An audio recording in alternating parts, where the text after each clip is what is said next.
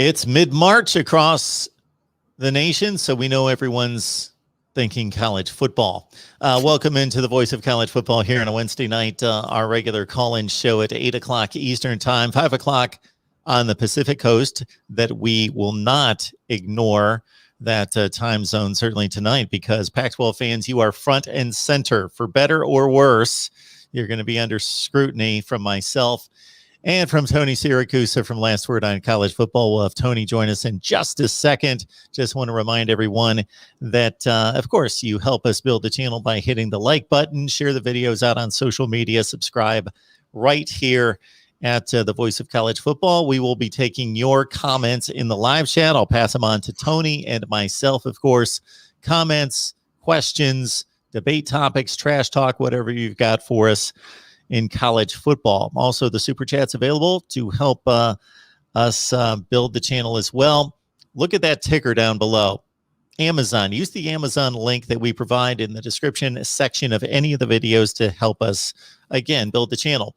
We'll be taking your calls a little bit later, and so get your comments, your questions all lined up. We will take your calls in just a few minutes. We got Tony Siracusa on the line from Last Word on College Football to tackle an enormous topic. Tony, how you doing tonight? I'm doing great, Mark. How are you? I am doing just fine. And you know, when we have to go to great lengths to redecorate the set, I have lifted the two Pac-12 helmets that I have to the top shelf and lowered everyone else to the bottom rungs. So it's Washington and USC. I'm sorry, Tony. We'll get to UCLA at some point. That is some great prop management on your part. Yes, we got the stage hands here. We were moving things all around. It was just quite the 12 seconds of management here on the set. But Tony writes for Last Word on College Football, does a great job of covering UCLA, the Pac-12, and the nation.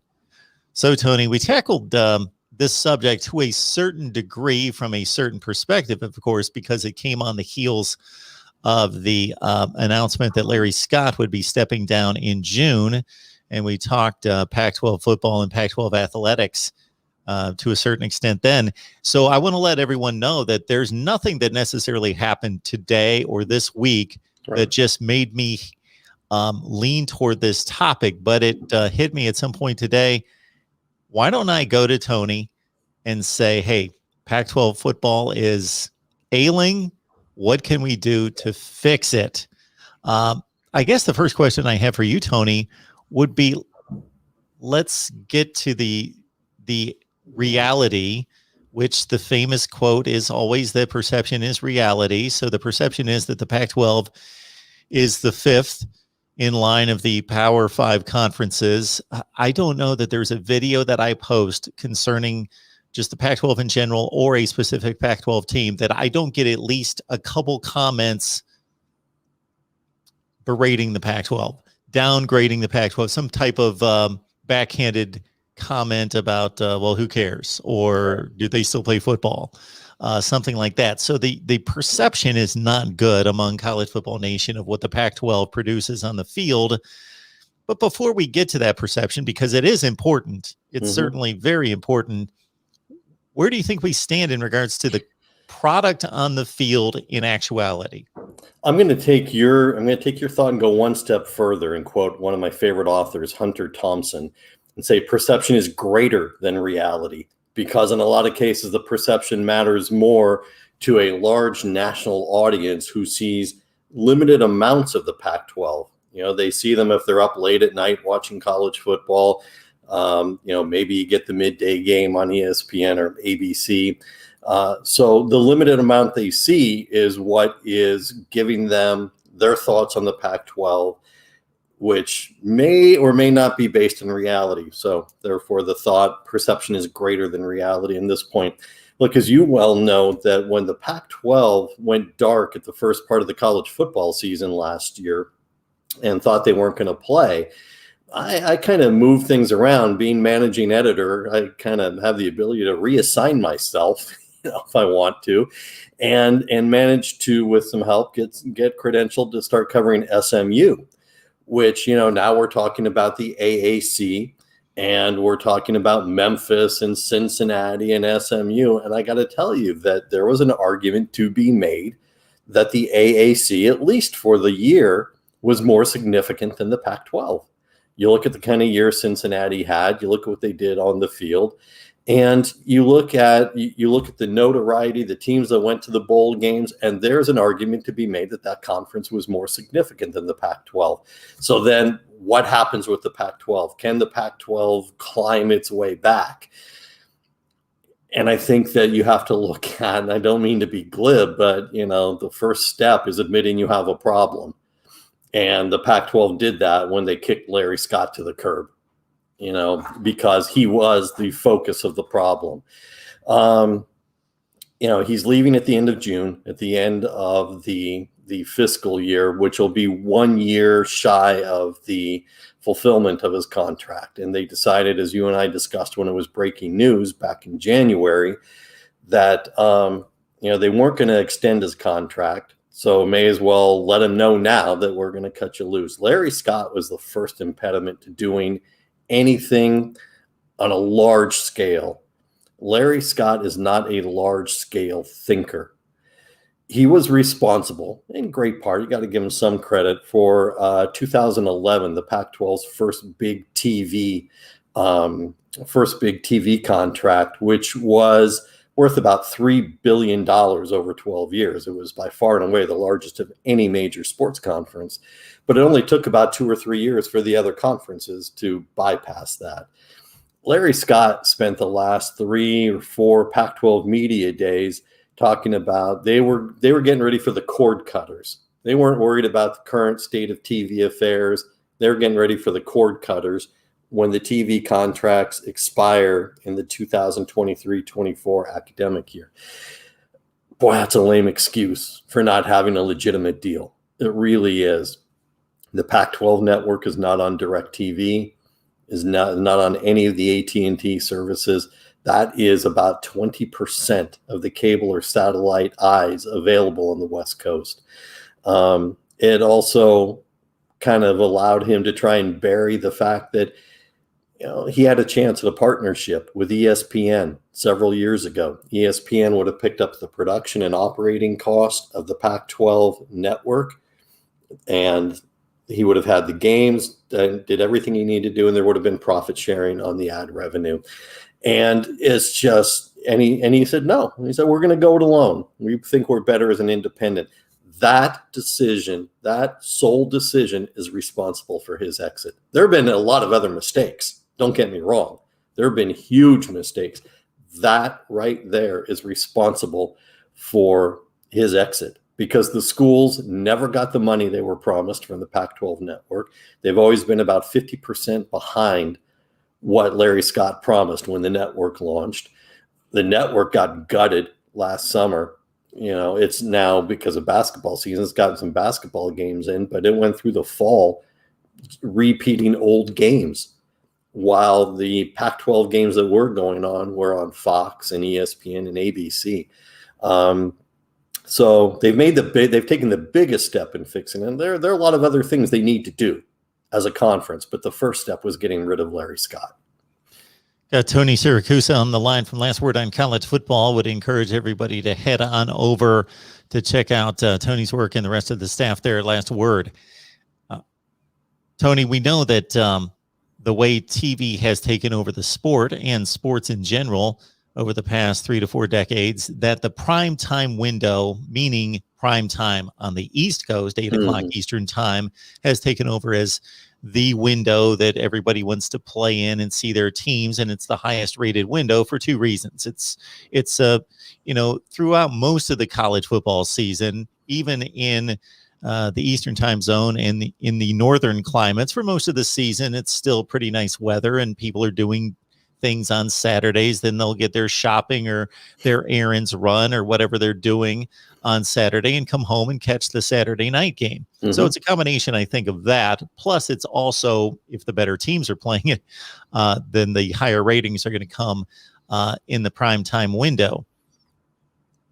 The Pac-12, to me, has an inherent issue there That's not their fault. They can't do anything about it. They can strategize as best they can to overcome it.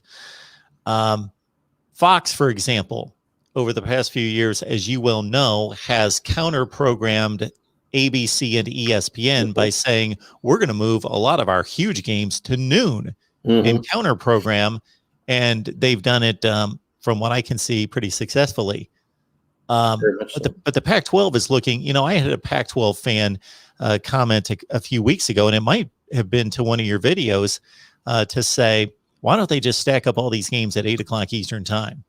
And I said, well, you need to understand that they have to, first of all, there can only be so many eyeballs during one window. You want to spread it out through the day and feature your teams throughout the day, number one. Number two, that's 5 o'clock on the West Coast. Right. And therefore, you're going to lose some audience there for the fringe college football fan who's at the beach or hiking or whatever during the day that just wants to watch whatever games in prime time. Plus those games in prime time locally for the Pac-12, which is a good window locally in that time zone, again, gets lost on the East Coast because it's at 10:30 or 11 o'clock at night. And you don't want kids playing football, student athletes, I should say, on a regular basis at 9 o'clock in the morning. Right. Which they opted for a couple times just to try to spotlight a game like a USC Arizona State. But it's just an inherent issue that they can strategize and figure out the best way, but there is no really good way to counter that. There really isn't. And you give me a lot to work with there. Look, there's also a system that's in place with network television and how these games are chosen and allocated to time slots. And I don't want to get too deep into the weeds, but to oversimplify it, every network, whether it's Fox, ABC, ESPN, CBS, prior to their dropping the SEC, they have a designated time slot for each of their games. ESPNU as well, ESPN2, the Big Ten network. They have designated time slots so that they're not all jumping in all over each other, and they're trying to, as a group of college football partners, spread out the eyeballs. So what happens is on Monday, during the college football season, and we're looking 2 weeks ahead. So if we're on Monday, we're not looking to the next Saturday, we're looking 2 Saturdays out. We're going to say for that week, just hypothetically, ABC gets the first pick in the rotation. ABC says, I'm going to take the Ohio State-Penn State game. I'm going to put that one on in prime time on ESPN. So that's 8 o'clock Eastern time, 5 o'clock Pacific time. Then CBS gets the next pick, and they have their SEC games to choose from. And they say, well, I'm going to take A&M versus Auburn, and that's going to be my 12:30 Pacific time, whatever the case may be. But there's a rotation. And so that's how the schedule is actually chosen each week. And everybody gets their time slots. The Pac-12 network was stuck with garbage. It was stuck with a 3:30 Pacific time and a 7:30 Pacific time. And that 7:31, they tried to market it Pac-12 after dark. It was niche. It was like these crazy games that happen on the West Coast. Hey, sounds like fun. You and I are watching them. All right. But two-thirds of everybody east of the Mississippi is not. And so, yeah, it's clever marketing. But it's not good viewership. Look, you're a businessman. Eyeballs equal revenue. And if you don't have the eyeballs, you're not charging good advertising rates for your network, and you're not making enough money. And so the Pac-12 network was an anchor. And when I say an anchor, I mean something that pulls a boat down. It was horribly managed, horribly done. And again, we go back to, if you had done that partnership with ESPN, there would have been better time slots, because now you got ESPN going to bat for you in the big picture of everything. And so, now we're talking about you're maybe not having to settle for, 7:30 at night. Maybe there's one game, but maybe you got more games on earlier. All right. I am actually not opposed to the occasional 9 a.m. West Coast game like they did this time. Look, we talked to Herm Edwards, and you know me, I'm a big Herm fan. I love this guy. And he's like, hey, I'm up anyway. The players are up anyway. Let's go play some football. It's fun. We'll adjust our Friday night schedule to call it in early, call it an early night, and we'll go out and play. I think there is actually some value in doing a few of those. You're not going to do them every week, and you're not going to play the upcoming UCLA LSU game at 9 o'clock in the morning West Coast time because the fan participation, it is LA, the fan participation will be minimal, and you can't have that. Everybody's still, rubbing the sleep out of their eyes, except for, people like me who are up watching all the pregame shows at 6 a.m. Point being, you've got to find someone who can help you. And the Pac-12 network needs better partnerships. Now, again, the TV contracts are up for renewal in 2023-24. There'll be a new commissioner in place. And I'm telling you, with the people that are on the short list that we've gone through and we believe to be on the short list, they've got to know that TV contract is everything. Ideally, you're going to resurrect the Pac-12 network, but you're going to do it in partnership, probably at this point with Fox, since ESPN just picked up what CBS was dropping, in the SEC schedules. And so they've added to their plate already. So you're probably going to wind up doing it with Fox, but then you're going to have a partnership and you can move games around and you can be flexible. The Pac-12 has no flexibility right now. If you really look at the football schedule, there are 12 games. There's roughly 14 to 15 weeks throughout the schedule. Everybody gets a bye week. Depending on the way the season plays out, there have been 2 bye week seasons in the past. You would have to, if you wanted to cover that noon Eastern time slot every week, then I think you would have to get everybody involved twice, or if at least you try to cover it every other week roughly throughout the season, then you only demand each team to have to go through that Friday night grind into Saturday morning once. Sure. And I don't think you have to look for parity in that. I really don't. I think you just look to do it a few times. Look, Herm says he's fine doing it. Great. Let's get an Arizona State game in there. You know what? You got Utah and Colorado that are in a later time zone because they're in the Rocky Mountains. Put one of them on where it's actually 10 o'clock for them, right? So it's not as bad. Give them a home game at that hour as well, so that you're moving it around a little bit. I don't think you have to have parity where everybody's doing one. I think you just need to have a few so that you're getting that midday in the rest of the country. Yeah, I remember a Utah-Colorado game this year, and that first weekend, Arizona State, USC, because the rest of the schedule, they kind of passed everyone by in regards to, okay, the Pac-12, the Pac-12 is playing. And that was a good way to say, hey, we've got a really good game for you. And it's going to be at noon Eastern time for everyone to check out. And it was a really good ball game, USC and Arizona State. So yeah, that could be a definite strategy right there.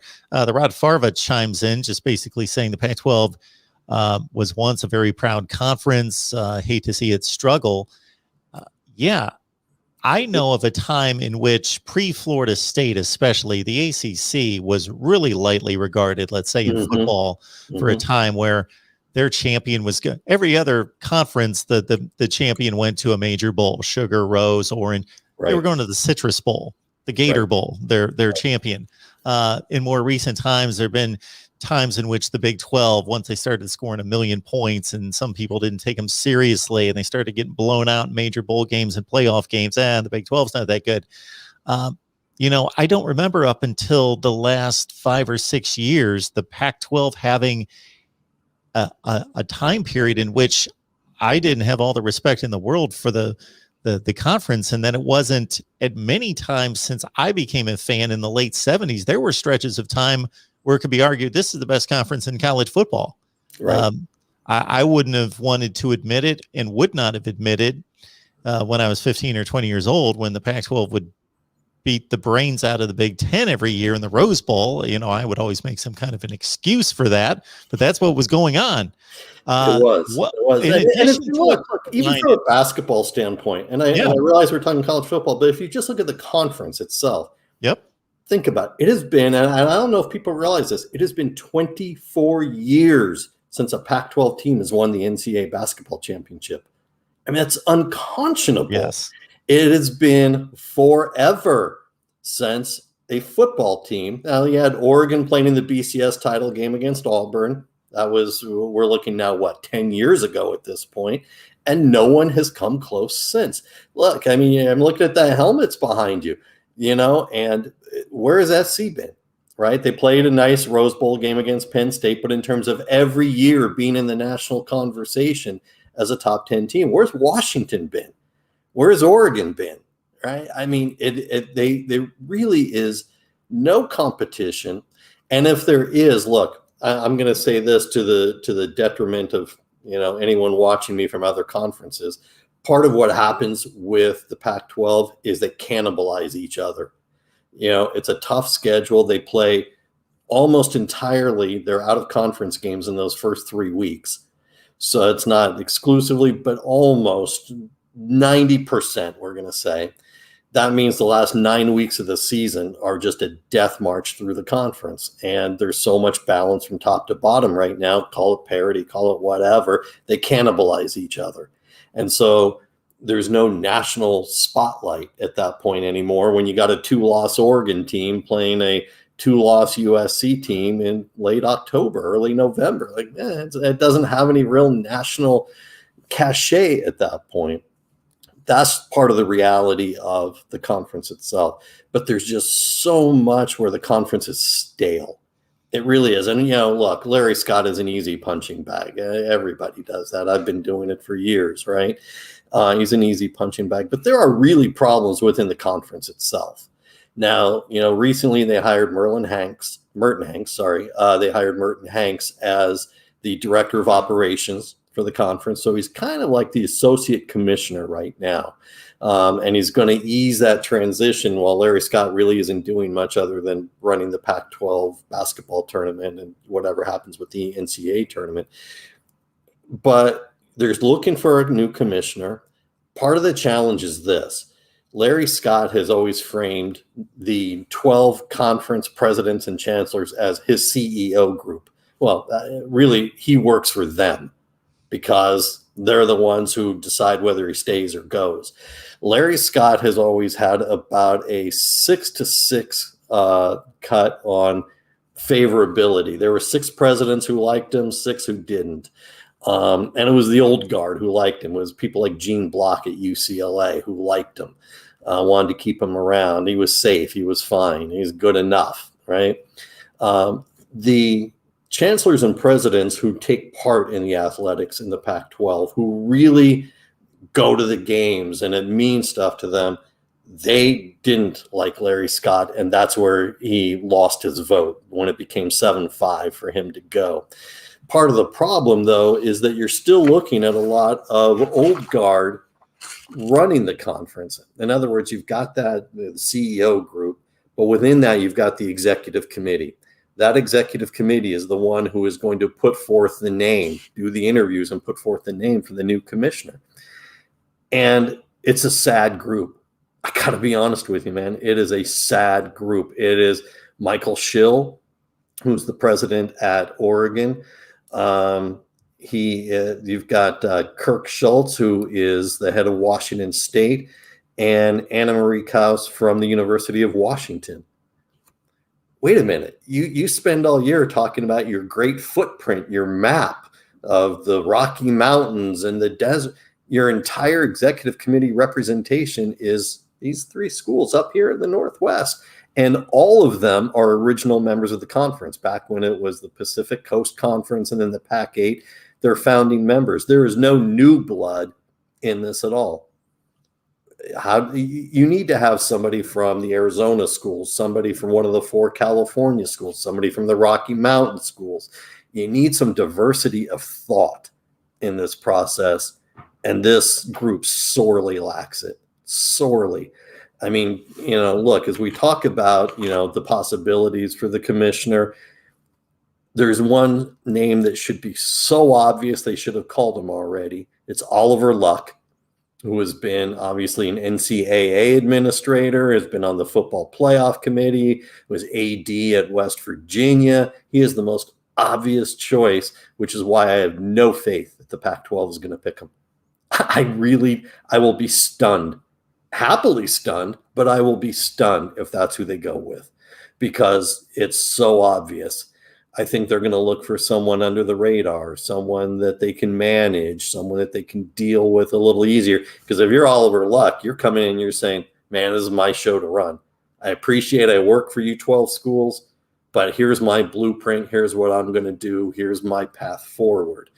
And when you talk to people like Michael Schill, like I have on some of these conference Zoom calls, that's just not the way they work. It's not the way they operate. They should. You need help. You need a lot of help, and you need people who can do it quickly. You can't have a 5-year blueprint. You need help the minute the next commissioner walks in the door, because you need to build up to value with those new TV negotiations in a couple of years. We got Tony Siracusa on the line from Last Word on College Football. Please check out his work there. Last Word on College Football, Tony Siracusa. And we're talking the Pac-12 and how to save the Pac-12. Pac-12 football.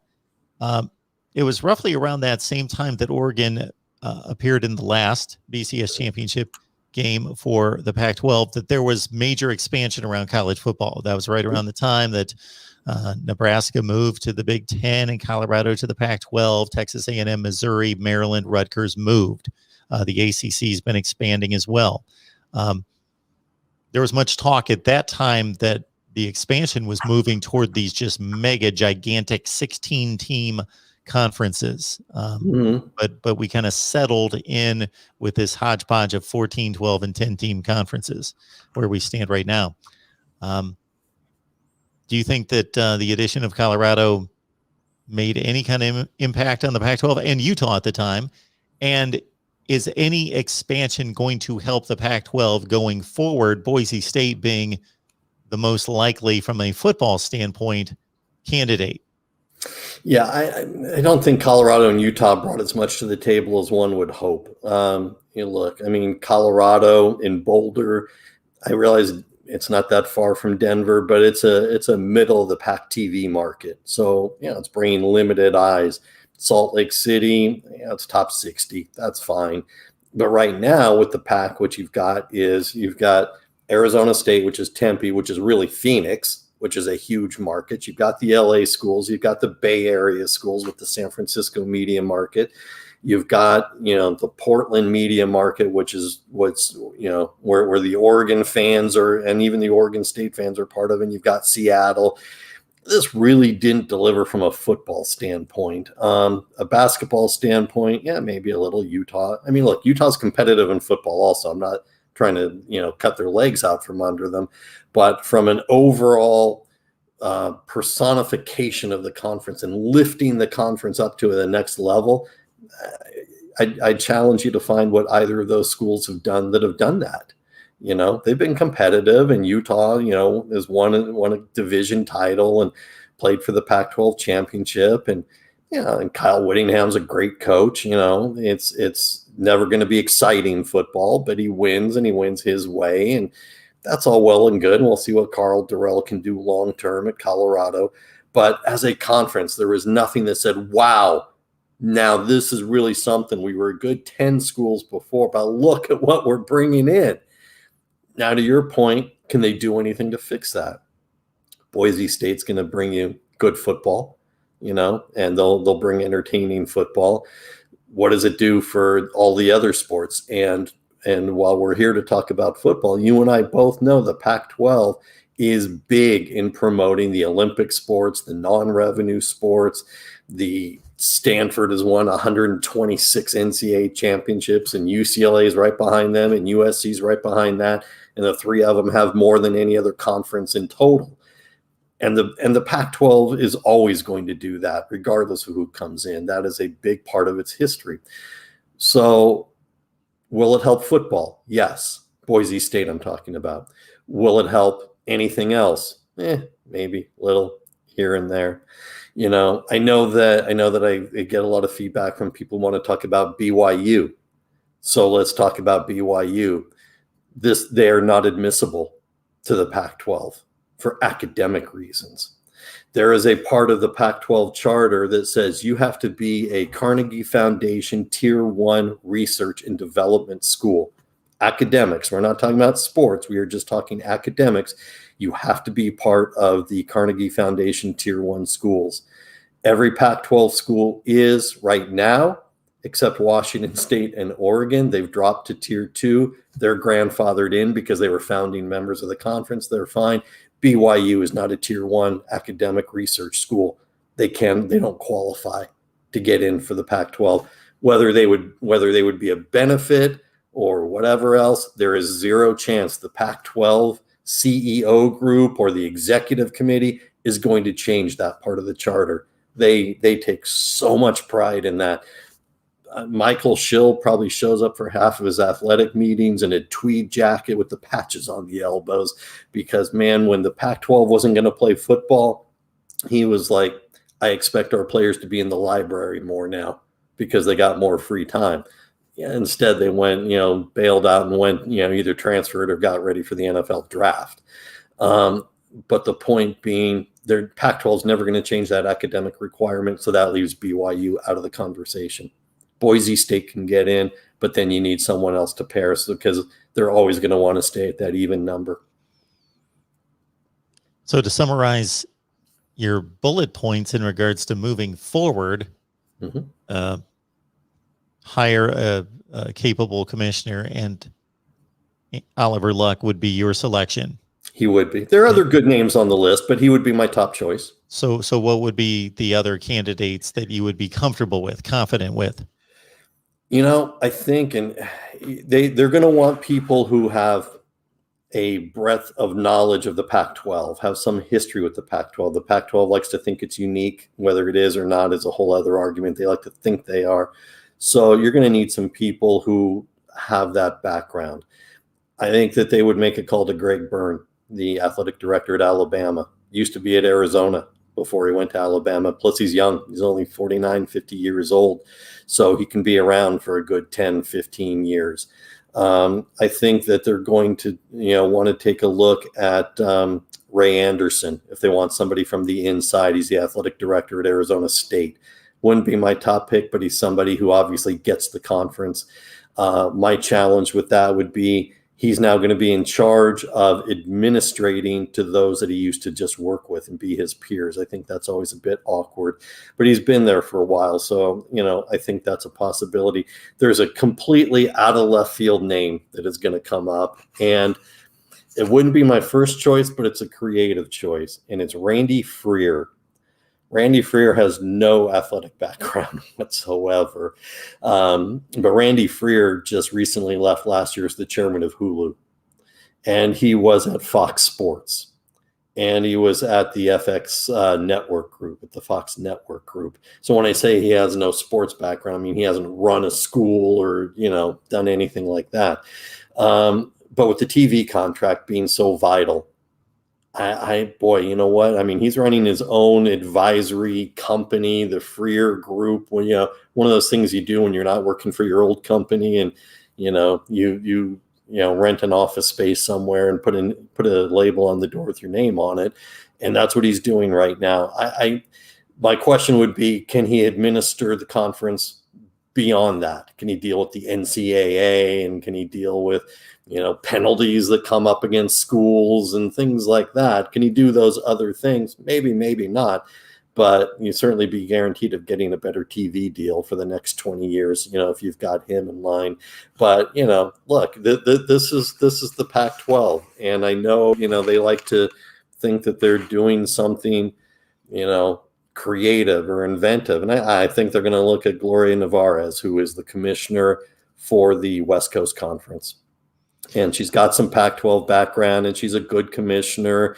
And I think the executive committee would see that as an innovative hire. I wouldn't personally. I think she's probably not at Pac-12 level yet, but they would see it as innovative, and that's good enough for them. Tony, two questions about the state of California and how it may be affecting the Pac-12 and Pac-12 football. One would be from a social and political standpoint. It's been I'm not there, so I'm just going by what I see in the news and hear. I'm looking at it outside my window. There you go. At the state of California right there. I once thought this would be my destination for where I would want to live, and it may still be.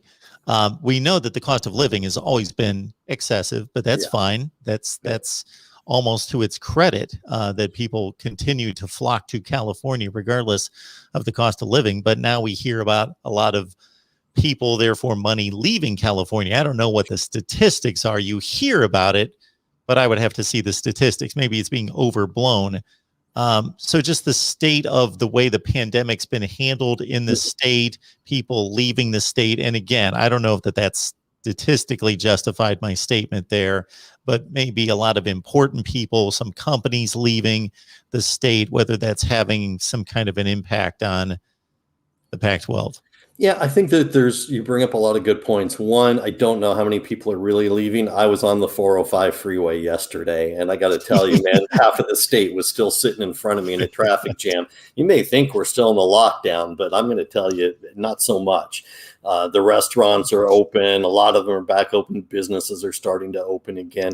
And I think here's part of what happens, and here's a telltale sign is there was a complete shutdown in terms of having fans at any of the Pac-12 games, certainly in LA County, where things were really tight. And the director of health for LA County was really dropping the hammer on the schools last year. And the governor, Gavin Newsom, has indicated that there are going to be fans at sporting events this year. How much, we don't know yet. The interesting telltale is actually starting to come now because high school football is going on in Southern California right now. It got pushed off from the fall. It's being played now, truncated season, 7-8 games. But because the state is only at a 2% infection rate right now, which is one of the lowest in the country, and LA County and Orange County are both below 7%, they get to play high school football now. And there are games going on. The schools have to test. All the players have to be tested every week. The state is footing the bill for it so that public schools aren't negatively impacted. Schools in urban areas aren't negatively impacted by having to test. Everyone's tests are being taken care of by the state. And so we're going to see, because there are going to be high school games at the Rose Bowl in the next few weeks with up to 20,000 fans being allowed in attendance. So now I don't know that they're really going to draw 20,000, but now we're talking about the Dodgers are going to be at least 50% full for opening day, if not more. Same thing with the Angels in Orange County. Those are the real tests. If you can get through a month, 2 months of this without the infection rate spiking over 7 to 8% again, then there's going to be fans at the Pac-12 football games. Look, UCLA's second game is against LSU. And there is no way LSU wants to travel all the way out here to play in front of 20,000 fans. That's not happening, right? And it's a home and home series. UCLA plays there 2023 or 2024. You can conceive where the LSU would say, we need to flip the schedule. You come here this year, we'll go there in a few years instead, because they're not going to come play in front of 20,000 people. The progress is being made. It has been bumpy. It has been rocky. The politics in the state have been ugly. It's been shut down, open up, shut down over here, open up over there, open up a little, shut down again. It has been very chaotic, and really, I don't think you can find more than 10 people who are happy with the way it's gone. The vaccine production is up to where it should be for California now. They're finally getting to the second tiers beyond the frontline workers and so on. So and I say all that because it's a package. It's all one big thing. I don't think there's one answer that says, yes, we'll have fans because. I think you look at the infection rate. You're going to look at how baseball does in the first month or two. You look at how high school football comes out of this and see how they do. Because you've got basically until mid to late July, really, before you've got to decide what's going to happen with fans at the Rose Bowl or the Coliseum or, the two stadiums up north. And those will be decided differently, really. Stanford and Cal will be decided differently because the state is not going to make that determination. The local county is going to make that determination. LA, like I said, has dropped to about, 4% infection rate, which is the lowest it's been since last summer. So there's hope. There's hope that there will be an actual real season with people in the stands. Second question concerning the state of California. Yes, sir. Is I would love to have the numbers of how many of the 4 and 5 star recruits that are produced in the Pac-12 footprint are within the state of California. It's got to be like 80%. Absolutely. Absolutely. Look, but what happened is you had a couple of guys in recent years leave to go play. You had the top 2 quarterbacks in the state of California leave to go play at Alabama, Bryce Young, and you got DJ over at Clemson. And, you notice how adeptly I avoided his last name.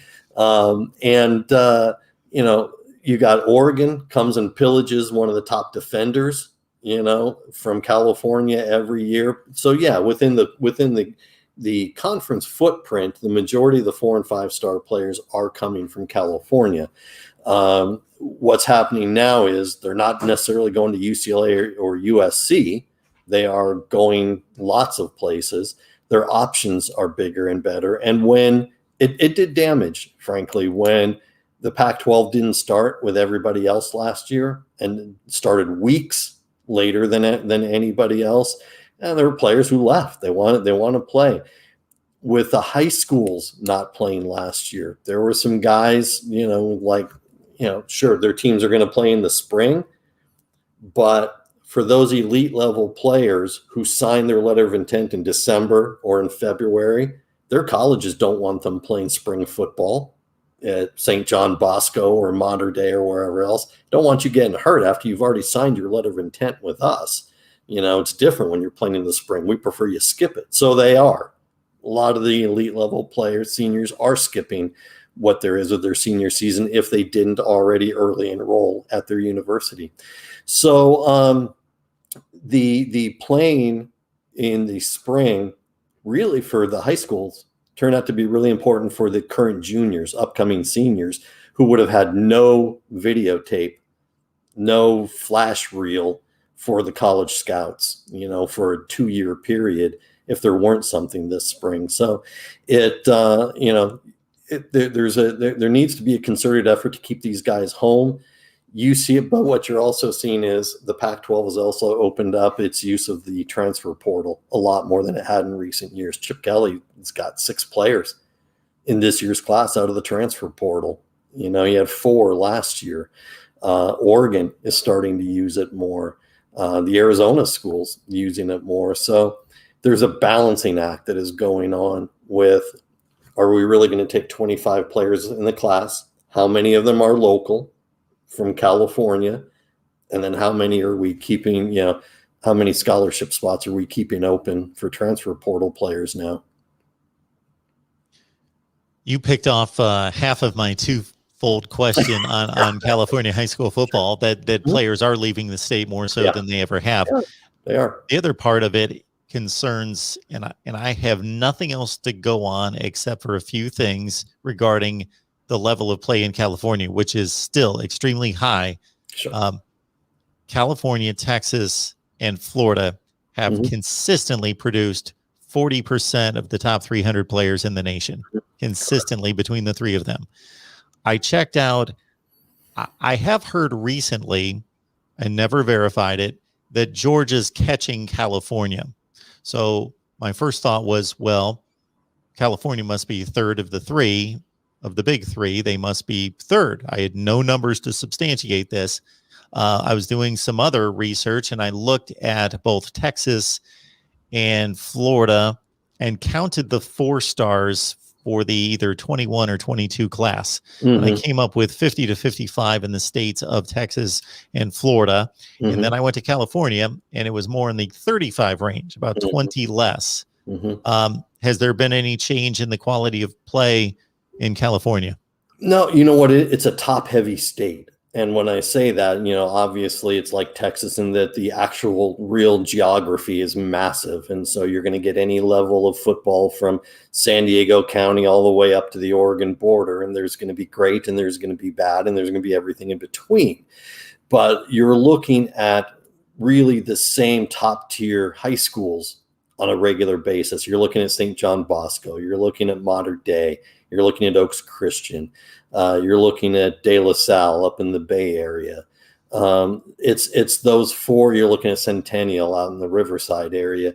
You're looking at, the same 5, 6, 7 schools. And there are a lot of good schools below that, but I'm saying to separate them from everybody else. And it's the same ones on every year, every 3 years, every 5 years. And so, they're producing the 5-star talent, the 4-star talent, and then everybody else is producing the 3 and 4-star talent with the random 5-star over here or the random 5-star at this school.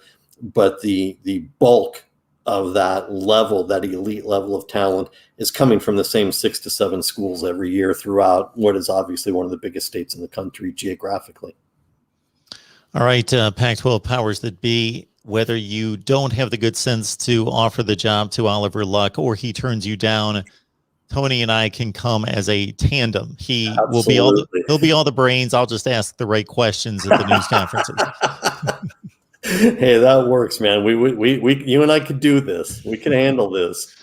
Absolutely, absolutely. Good time talking UCLA and the Pac-12. Very briefly, I got Kevin McGuffey on the line. Don't want to keep him waiting too long, but I failed to set you up on UCLA, and of course, we'll have you back real soon to talk the Bruins as they figure out when they're going to hit the practice field. But a quick blurb on UCLA. What's going to spark your spring practice interest? Sure. Well, one, it'll be nice if we can actually see spring practice because the media access is TBD. The school has decided they're going to start later than ever before. They're going to start spring practice the last week of March, basically after everybody comes back from their spring break. And, what we're going to look for initially at UCLA right now is this is the most experienced team Chip has had while he's been here. There is no more excuses that they're young. He may not say that. He'll probably find a way to say, yeah, but our second string is really young. Chip's always all about that. They're not young. They had all 4 of their grad transfers return. They've got for a 6th year. They've got a 3rd-year starter in DTR at quarterback. They've got depth at every position. There are no excuses this year. They got a tough schedule. The Pac-12 did them no favors. They have a 3-week stretch in October where they play Washington, Oregon, and Utah back to back with 2 of those on the road. So, they've got that LSU game.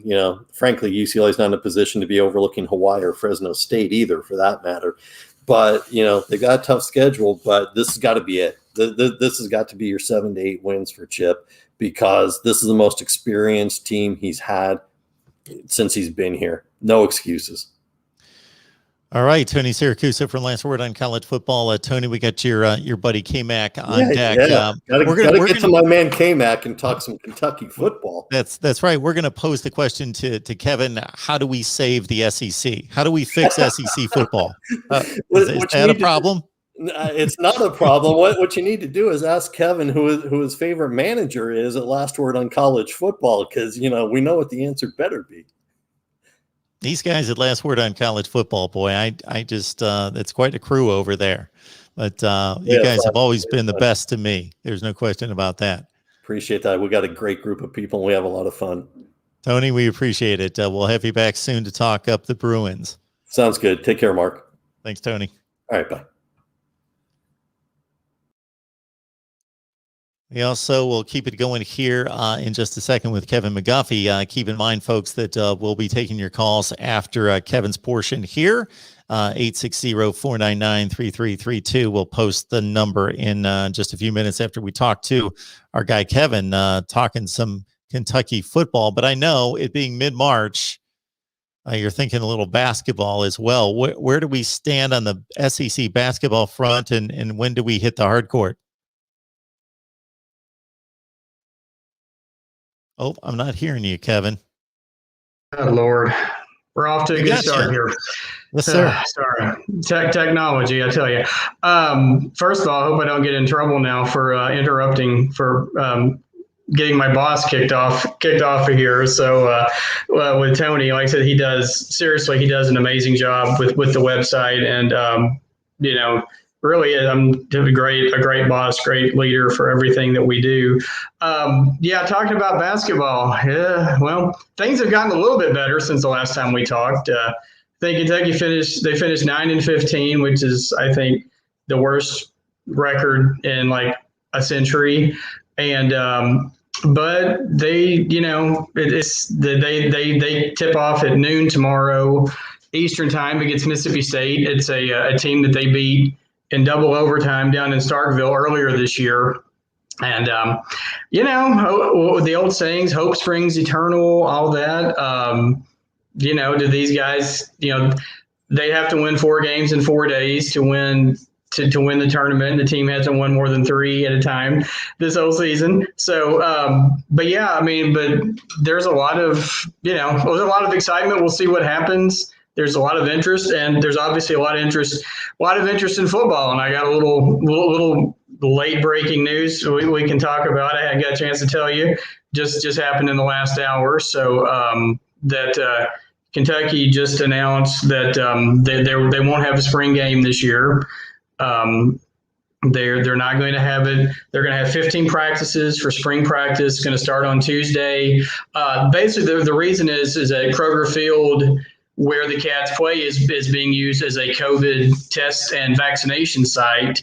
And instead of uprooting everything on a Saturday or a Friday,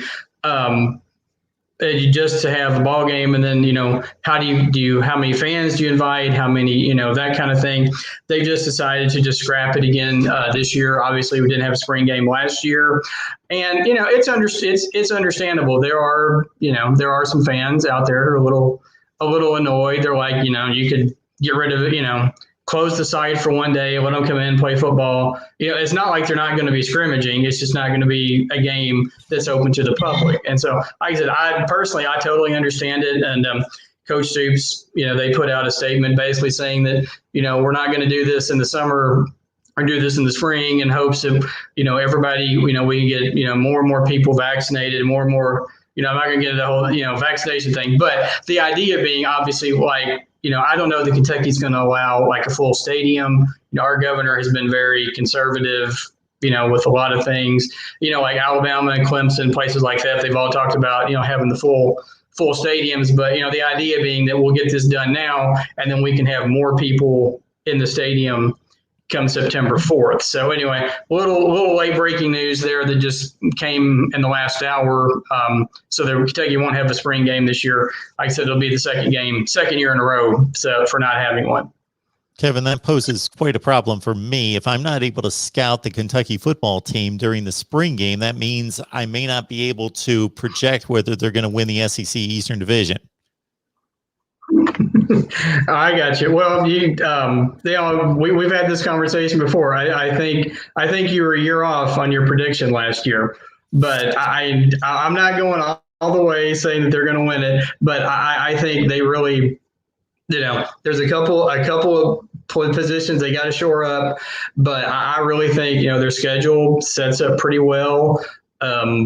It's just a matter of, can they beat the teams that are always there? Can they beat Georgia? They haven't beat Georgia since 2009. They beat Florida. Can they beat Florida again? Once in the last 33 years. That's the two. They have both of those. Georgia's on the road this year, but they have Florida and Tennessee at home this year. So, I think they're going to be right there. Like I said, and it starts, we're talking about spring football. It starts with the quarterback position, and that's what's going to garner pretty much all of the headlines, I think, or 99% of them throughout the whole spring practice. Of course, you got to talk Terry Wilson, went down in history basically as one of the most productive and most successful quarterbacks in UK history, even though he didn't get, I don't think, the credit that he deserved. But he surprised a lot of people and said he was going to transfer and play another year. Now, as we're recording this, doing this live, he has not announced a transfer to another school yet, or he's not, said I'm going to this school or that school, or even to my knowledge, a list of schools he's even looking at. But so he is, as far out of the picture, and basically right now it's a 2-person race. You've got Joey Gatewood, who's the former transfer from Auburn, and then you have Bo Allen, who's the local product from Lexington Catholic here in from right here in Lexington. He won the Paul Horning Award 2 years ago for the best high school player in the state, and of course Kentucky has a new offensive coordinator, Liam Cohen, who was the quarterbacks coach with the Los Angeles Rams, and they're going to open. They say they're going to open it up more this year, as you well know. Kentucky's been behind that big blue wall, the ground and pound, with Benny Snell and then AJ Rose, Chris Rodriguez, those guys. AJ Rose has moved on, graduated, moved on. Didn't sound like a proper term there. Anyway, but yes, but they have Rodriguez, they have Classier Smoke. I think arguably one of the best running back groups in the SEC. I saw something on a website posted the other day that had Kentucky's running backs picked 10th or 11th, and I was like, that person doesn't watch. I don't think the person watches college football, but that's just my opinion. But anyway, the quarterback situation is what's going to get the headlines, and in a way, it's unfortunate you won't get to see, what those two guys can do, basically until the fall, because, it won't be open to the public. And as Tony was, talking earlier with UCLA, I'm not sure how much media access there's going to be to those practices. But I said you have Gatewood, who's, kind of the dual threat guy, run, pass. He played limited time last year. Bo Allen, all the same. Gatewood played a little bit more. Allen's more that classic drop back passer. And right now, if you had to put my guess, I would say right now Gatewood was probably the leader. But there are a lot of people that think that by the time we get to September, that it may be Bo Allen, just based on he may be a better fit for Liam Cohen's offense. And then you also have a third person, Will Levis, who's transferred from Penn State, who obviously will not be here, who won't be here until the summer. So we may have a 3-way quarterback race when we get there. And that's where the hope is that Coach Cohen will help them. Will help them get the quarterback and get one developed. That they make a good point. So, but yeah, 8-4. I think 8-4. I think 8-4 is like the floor for UK this year. That's just my opinion. I think 8-4. I think with some breaks, I think 9. I think 9-3. 9-3 is probably where I'm looking right now. Maybe. Well, like I said, with some luck, maybe 10-2. We'll see. But it's a long time between now and September, and a lot can happen. So, but like I said, that's the biggest thing, going forward with Kentucky. Like I said, that's going to garner all the headlines, in the spring and going into September 4th when they play Louisiana Monroe. Is who's going to be the guy under center. So, David Winsett, if I'm pronouncing his name correctly, is the 3rd-rated dual-threat quarterback in the country. He's a top 100 prospect out of Owensboro, Kentucky, 22 class. Getting a question from a few people just regarding his status right now and how much of a chance there is that Mark Stoops lands him. I think there's a really good chance. He's a guy, as you said, he's one of the top players, dual threat players in the country. And Kentucky has made his recruiting, I think, a priority. And you look at it and, the last few years, the players in state, Stoops, Vince Marrow, those guys have made recruiting in Kentucky a priority, and they've gotten a majority, especially the last 2 or 3 years, a majority of the top guys. Like I said, him and then Dane Key, who's another player here in town at Frederick Douglass, is another guy that I think is also a major target for this year. Now, I think I would put Kentucky's chances at least 80-20 that they end up signing him. So that's my feeling right now. I do think, like I said, I think they're going to make recruiting him a priority. Because like I said, Gatewood has a couple years. Bo Allen, he could come in maybe that 2022, maybe 2023. He might be your starting quarterback going forward. So, like I said, and by then we'll have 2 or 3 years of a Liam Cohen coached offense, and we'll know a lot more about what. What kind of offense they're going to run. He says it's going to be a more pro style, wide open attack. So we'll see what happens with that. But I would say 80-20 right now that he signs with Kentucky.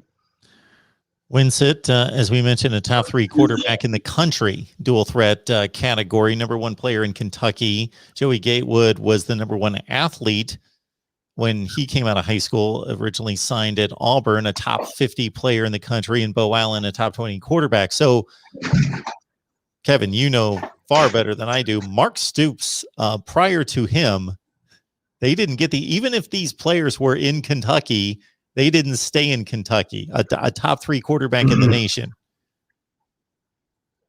Oh, no, absolutely not.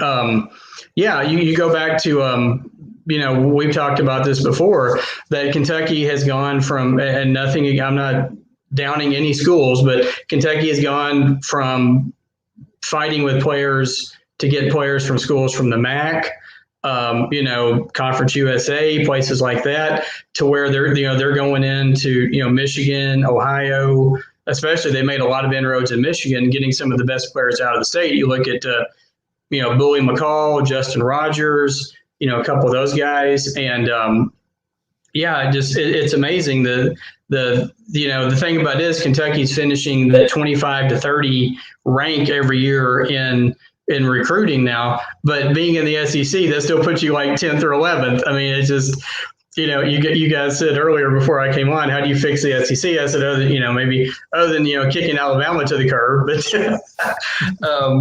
and that might open things up for some other people. But yeah, to your point, Stoops and his guys, and especially Vince Marrow, Steve Cleanscale, he's been one of the point guys in the state of Michigan. And those guys, like I said, you look at you go back and look at like Rivals or 247, and you see, go to like 2010, 2011, and you see like 2-star, 1-star, no star, and now you look at the things now, and you see, I think this year's class, they had a little smaller class this year because they were anticipating some grad transfers, which they've gotten. But you've got 3 or 4 4-stars, and everybody, nobody other than a 3-star. I don't think anything lower than that. And I think maybe the only one that was Wilson Berry, the punter, but that's just because, the position he plays probably. So, but yeah, no, you look at the now they're going in, taking guys, going up against the Georgias, the Mississippi States, and getting some of these guys, Auburn, look at a guy like Jeremy Flax, people like that, Trevin Wallace. A lot of people thought he was going to Auburn. It was pretty much a done deal. And then Stoops and them John Summerall came in late and got him to come to Kentucky. So, but yeah, so yeah, like I said, the job he's done here, the next win hopefully comes September 4th. He'll be Stoops' 50th win at Kentucky, which put him, if things continue, probably in 2022, he'll pass, Bear Bryant for the all-time wins list at Kentucky, because I think Bear Bryant won 61 games and Stoops is like 40. Stoops is at 49 right now, and so with a really, really great season, he could do it this year. But we don't want to get that far ahead right now. But as I said, the recruiting and just there's just a lot of excitement about this program that you haven't seen in a long time. And the fact, and I just actually had a post today that went up at Last Word on College Football, basically a spring practice preview, what we're talking about. And I think the fact that Kentucky's having an historically bad season in basketball is even making the people more excited for football. And they were excited for spring practice. And as I said, losing the spring game, as I said, there's a lot of people that are kind of upset. They're going to be upset about it, but I think you have to look at the bigger picture. But like I said, I'm excited about the season. Like I said, I think 9 wins. I think 9-3 is definitely doable with some breaks, maybe even better. But it all starts with the who's going to be under center. Good stuff with Kevin McGuffey from Last Word on College Football. So we've had Tony here. Now we got Kevin, our guys from Last Word on College Football. Jason Ray joins us now every Friday to talk Oklahoma. You guys pretty much, I'm going to have to start giving you some kind of stipend or something. So hopefully you're good with just coming on here, having a good time. Oh yeah, I love doing this, and like I said, coming on and getting to talk with you, it's great. I really appreciate it. It's a lot of fun, and I have to say, I had tweeted you earlier, but congratulations on the subscriber, the 25,000 subscribers. I mean, that's awesome. It really is, and like I said, there's really people that want to know about college football. If they don't know about this site, they should, and I go out of my way to try to tell people, hey, if you want to know what's going on with football, Mark Rogers, this is where you need to come. So not a paid plug. I'm just saying, I'm just speaking the truth. I mean, it really is, all the stuff you do, it's really, really, really amazing. And just, so much information, and, it's a lot of fun. You and Tony are amazing. You guys have always supported me, and come on here anytime I ask. And again, are on Twitter, retweeting and doing everything. And that if you need anything from me, just give me a ring. So, Kevin, we appreciate you stopping by. Hope that yes, sir. It's always, I know from those days when I used to cover the SEC basketball tournament in person.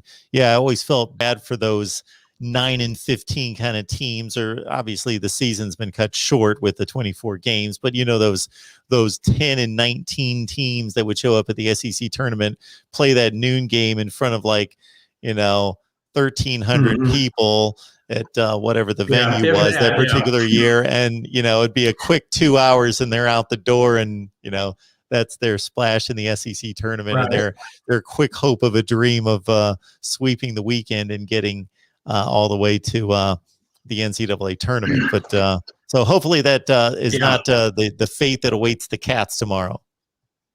Right. Well, in Kentucky, the thing about it is, if Kentucky beats Mississippi State, then they have to play Alabama tomorrow. They would play Alabama on Friday. Of course, Alabama won the league. Nate Oates, Coach of the Year, and deservedly so.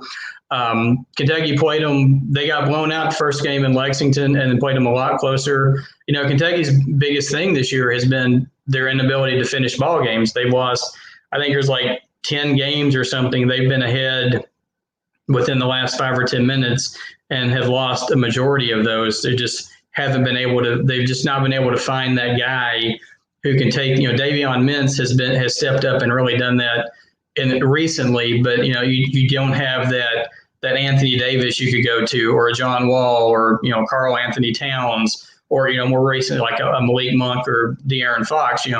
Some of those guys. And then point guard play has been a problem this year. Anybody knows anything about Calipari's offense? The point guard is probably the most important position.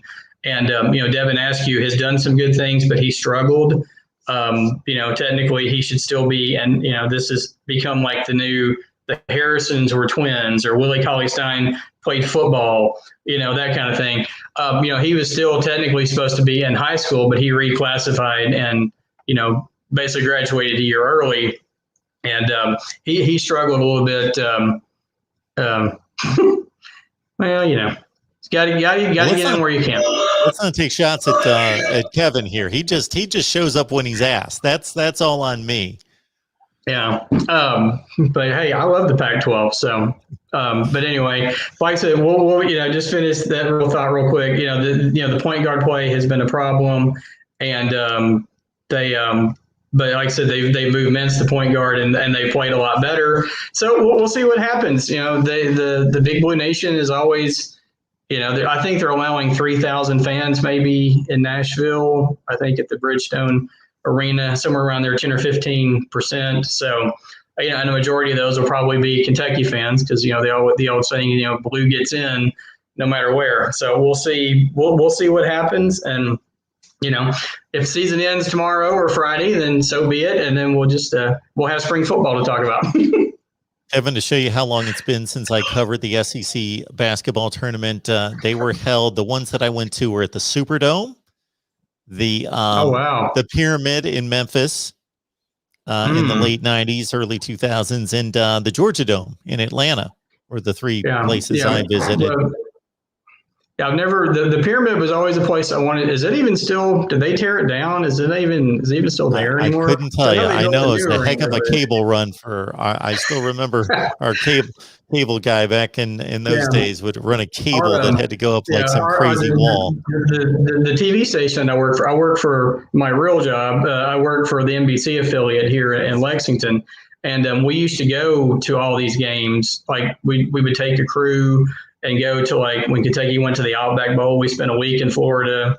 Of course, I was 20 years younger. I don't know if I could do that now, but we went to the Georgia Dome, we went to Nashville, and went to all these places, and it was, it's a lot of work, but it's, but the one thing people never understood, like for us, we didn't have media passes where we couldn't go inside, at least for basketball. We got passes, to go to the Outback Bowl, and we sat in the press box and ate blooming onions and watched football.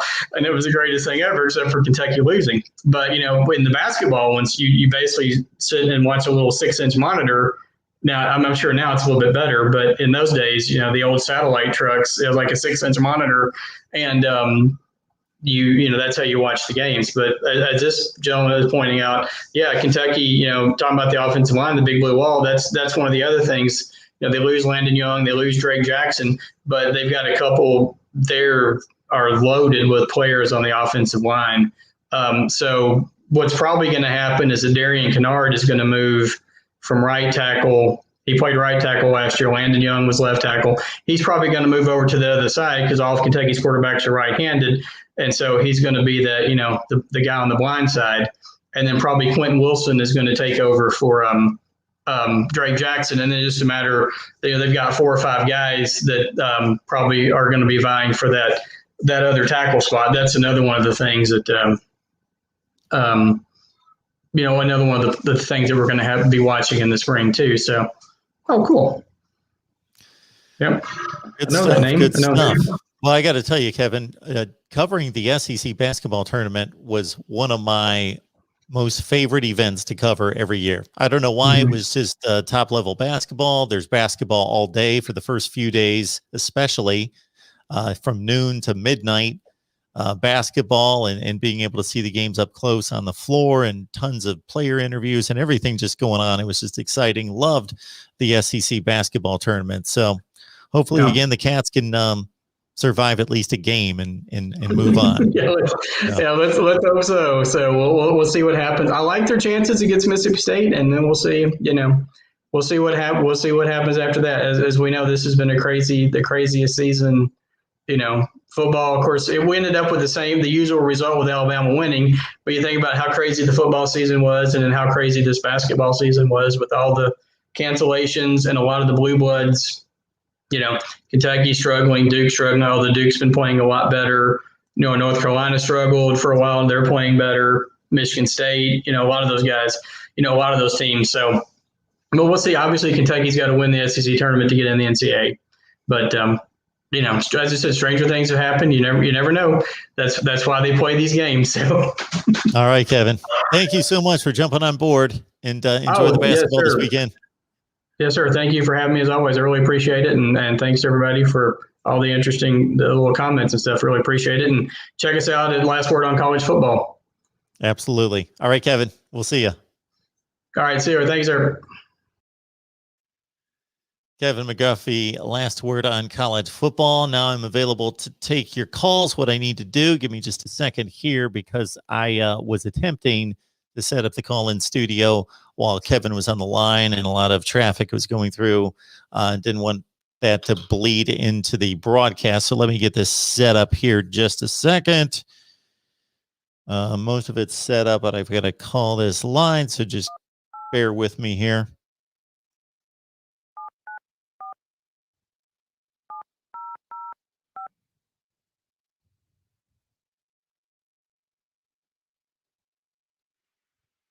Thank you for calling Call-In Studios host and call screener line. Please enter your show number and press pound.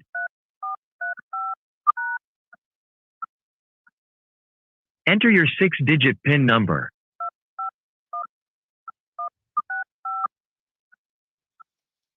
Welcome, host. You are now in the host room and can manage your callers from the Call-In Studio web interface. There we go, folks. That should do it. We're live and online, and the call-in process is in play. I will put the number on the ticker at the bottom of the screen, 860. George, you should love this. The new line in play again. We're being consistent night to night, 860-499-3332.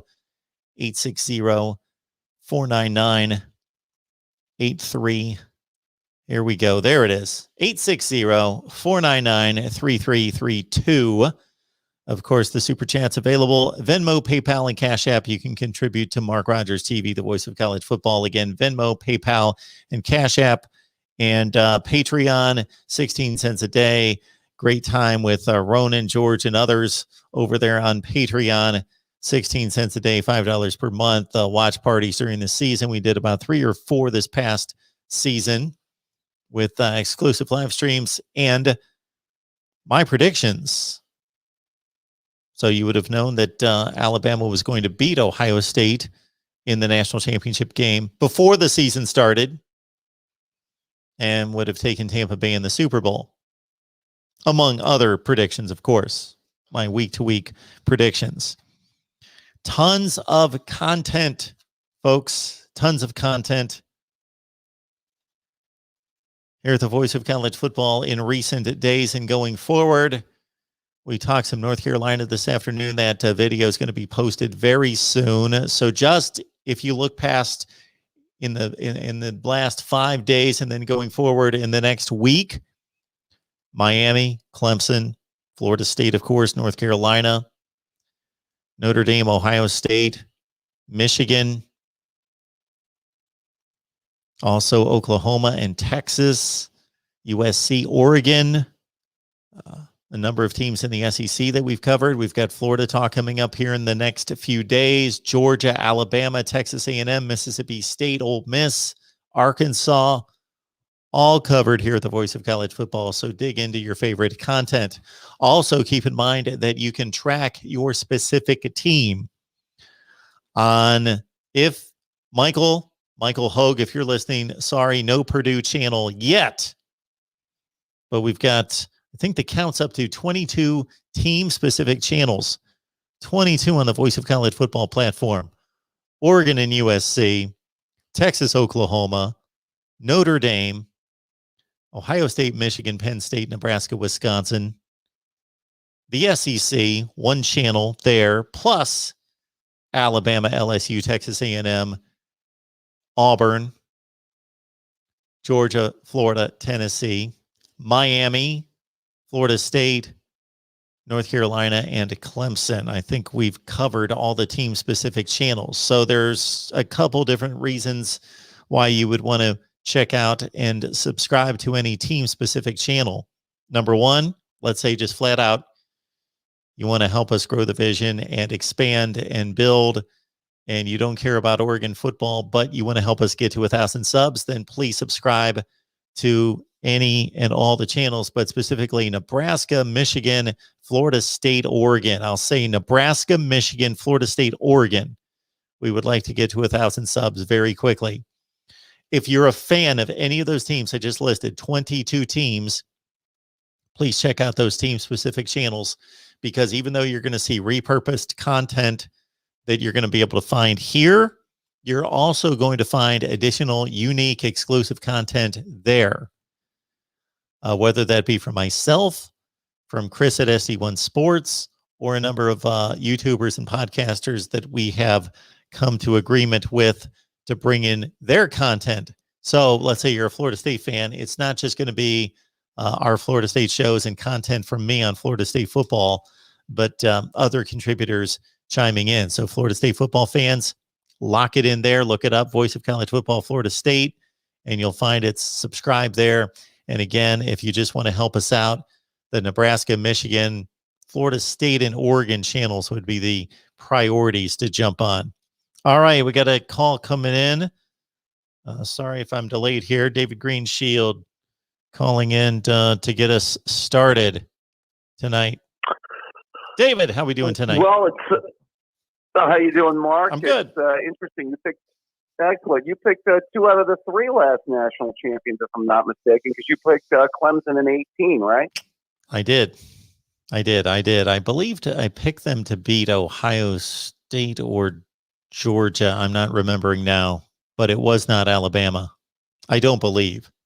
But yeah, I'm going to have to pull together the complete resume during the college football playoff era because it's getting away from me. And of course, I'm going to remember the highlights, the high points, which were, of course, the Alabama-Ohio State pick last year. And in 2016, what's kind of strange about that I'll always remember about these helmets, David, that sit behind me, is that the first 4 helmets I purchased were Ohio State, Clemson, Alabama, and Washington, because I predicted them in 2016 to go to the college football playoff. And I hit all 4 of them. Excellent. So, but we've hit some clunkers as well, of course. Well, unfortunately, you got the prediction right this year, being a Buckeye fan. But yeah, I guess it never hurts to be in the championship game, and we did lose to a great team. So, you got to give credit where credit is due, of course. I wanted to give you a call. First and foremost, I want to set the record straight with some of the SEC people. Number one, I want to thank you for taking my question today on Buckeye Talk about the kind of comparison to the way the media is dealing with the LSU situation compared to how they dealt with the Ohio State situation. I personally think there's been a little bit of a double standard here, but you could say I'm biased, and if you want to say I'm biased, that's fine. But I think there has been one. And, Uncle Lou tried to call me out on this last night. I just want to point out, Lou, my problem with Ed Ogeron was, 9 of the 10 players that were accused of these allegations played for Ed Ogeron. Now, maybe Ed Ogeron knew nothing about it, and, he was just blind to it or, chose not to do anything about it. Maybe he's completely innocent for it. Time will tell, but I do, and maybe they won't have sanctions put against him. I don't know. But I just was saying, I think there's some hypocrisy here, and I want to be able to point that out. And maybe nothing will come of this investigation, and maybe LSU will get out of this unscathed. I don't know. I don't know what your final thoughts are on this, Mark, but go ahead. I think that when there is 1 or maybe even 2 players involved and it's an incident, as we've seen many times throughout, not necessarily NCAA investigations looking at the entire program, but maybe some of the, some issues come to mind regarding not the Zach Smith, but player issues at Ohio State that involved an isolated incident. What was it? The one year that I don't want to misidentify the players that were suspended prior to a particular season, but there was an incident at a bar involving an altercation, and it was a bit sketchy about what happened. I remember seeing the security tape. I believe that was Carlos Hyde. I wanted to say Carlos Hyde, but I didn't want to get that incorrect. Yeah. Yes, Carlos Hyde. Yep. And he was suspended. He was suspended to start the season that year, if I'm not mistaken, Mark. Yes. So in those situations, as soon as I hear about an incident, I want to give that particular player, that particular individual, the complete run of the law, the process to go from start to finish, whether, regardless of what I think, that to be able to see it play out and to, again, go back to the tried and true line that they are innocent until proven guilty. Okay, in this situation, we're talking about, first of all, Les Miles and all that happened over the course of many years at Oklahoma State. Okay. Then he comes to LSU.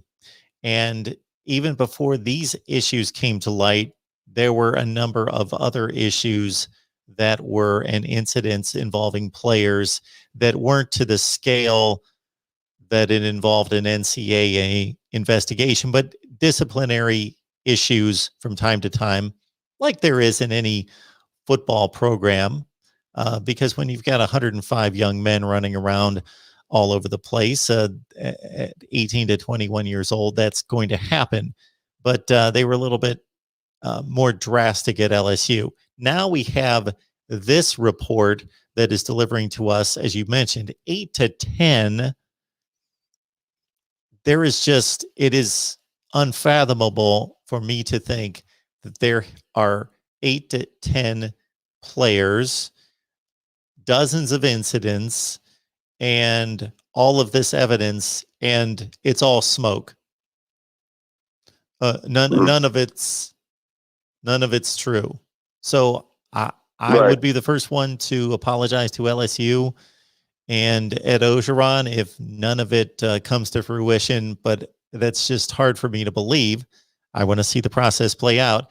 And to your point, I'll take it from two sides. Yes, as an individual running that large of an organization with all the coaches, all the players, totaling 105, it's impossible to know what they're all doing at the same time. You're trying to keep them eligible in the classroom. You're trying to keep them out of trouble. And then, oh yeah, you're trying to figure out how to mold them and build them as football players so you can win and keep your job, because that's what you're being graded on. At the same time, if I'm taking over a major college football program, or really any football program, there has to be some way to have eyes and ears out there that are monitoring these guys to a certain extent, that know that have their ear to the wall to know what's going on, what Right.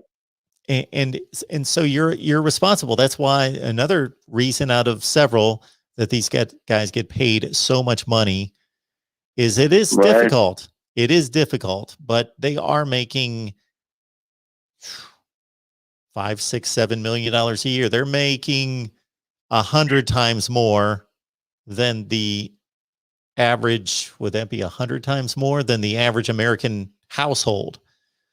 So it's a difficult job, but you need to figure out how to, and others accomplish it. And I made the statement to you the other day. There's no way for me to substantiate this, but I think it's reasonable to think that most college football coaches want their players to do the right thing. They're decent individuals, but they really want to coach football and they don't want to have to deal with all of that. And some of it will crop up, and they probably do what they can to try to clean it up, but let some things go and, don't bother me with it. And hopefully nothing comes of that. And they kind of let it go. Some of them. And Ed Ogeron, I think it's pretty obvious, stepped into his culture that he wasn't prepared for, was not responsible for in creating it, but then became the caretaker and responsible for it and allowed it to persist. Right. That's what it appears. Yeah, and that's a point I was trying to communicate to Uncle Lou last night, and that's all I'm going to leave it at. Is could he have done more? Did he turn a blind eye? As I mentioned to you when I originally called you about this weekend on the show. So we'll see. Time will tell. And I'm not saying that every program out there is clean, as we've talked about in the past. I do think, Mark, that stuff that was put out there, and I'll say this to the Georgia and Alabama people about, that high school coach saying that they're paying the players. I think that's a bit of a joke. You heard that story, I'm sure. Yes. I don't know what your thoughts are on that one. I would need to read all the way through. Yeah, I'm aware of what you're talking about. I haven't gone through it to have an opinion on it. I will say that does seem shady, and I don't know if that person really has real credibility from what I understand. So, I have my doubts about that one, but I think the LSU situation is a whole different deal altogether. I did want to talk briefly about the Big Ten. I haven't talked to you about it in a while because I think the Big Ten, for at least two of its three major programs, is at a major tipping point here this season. And I know that you've talked to Steve Bass about the situation with the team up north. I saw your appearance on his podcast. And I think you were trying to make an interesting point about them just going all in on McCarthy, and that's their future quarterback, and they need to make sure he's their guy. And, whether, Harbaugh's going to be their coach in the future or not, they got to make sure that position's settled for the next couple years. And I think that's what you were pretty much trying to kind of outline, right, Mark? I was. And I was making another point about the coaching staff that may seem a bit crazy, but they've brought in all these coaches that have never worked together. All of them except one, Mike Hart at running back, has never coached the position in which they're being asked to coach. And to make it even more difficult on these guys, it wasn't as though they brought them in. Let's say you bring in a wide receiver coach who has been a wide receiver coach, and you ask him to coach the safeties, but you bring him in 6 weeks to 2 months before spring practice starts, so he has time to educate himself and tap some resources to prepare himself. No, these guys showed up like days before spring practice. Right. This may not really resonate with too many people, but I thought about the situation for a few minutes and thought, while you're evaluating your players and your schemes, and that's the mission of spring practice, you've got a brand new coaching staff and you've put them in roles they're not comfortable with or not experienced in. Why don't you bring in some consultants? Why don't you bring in some mentors to help them?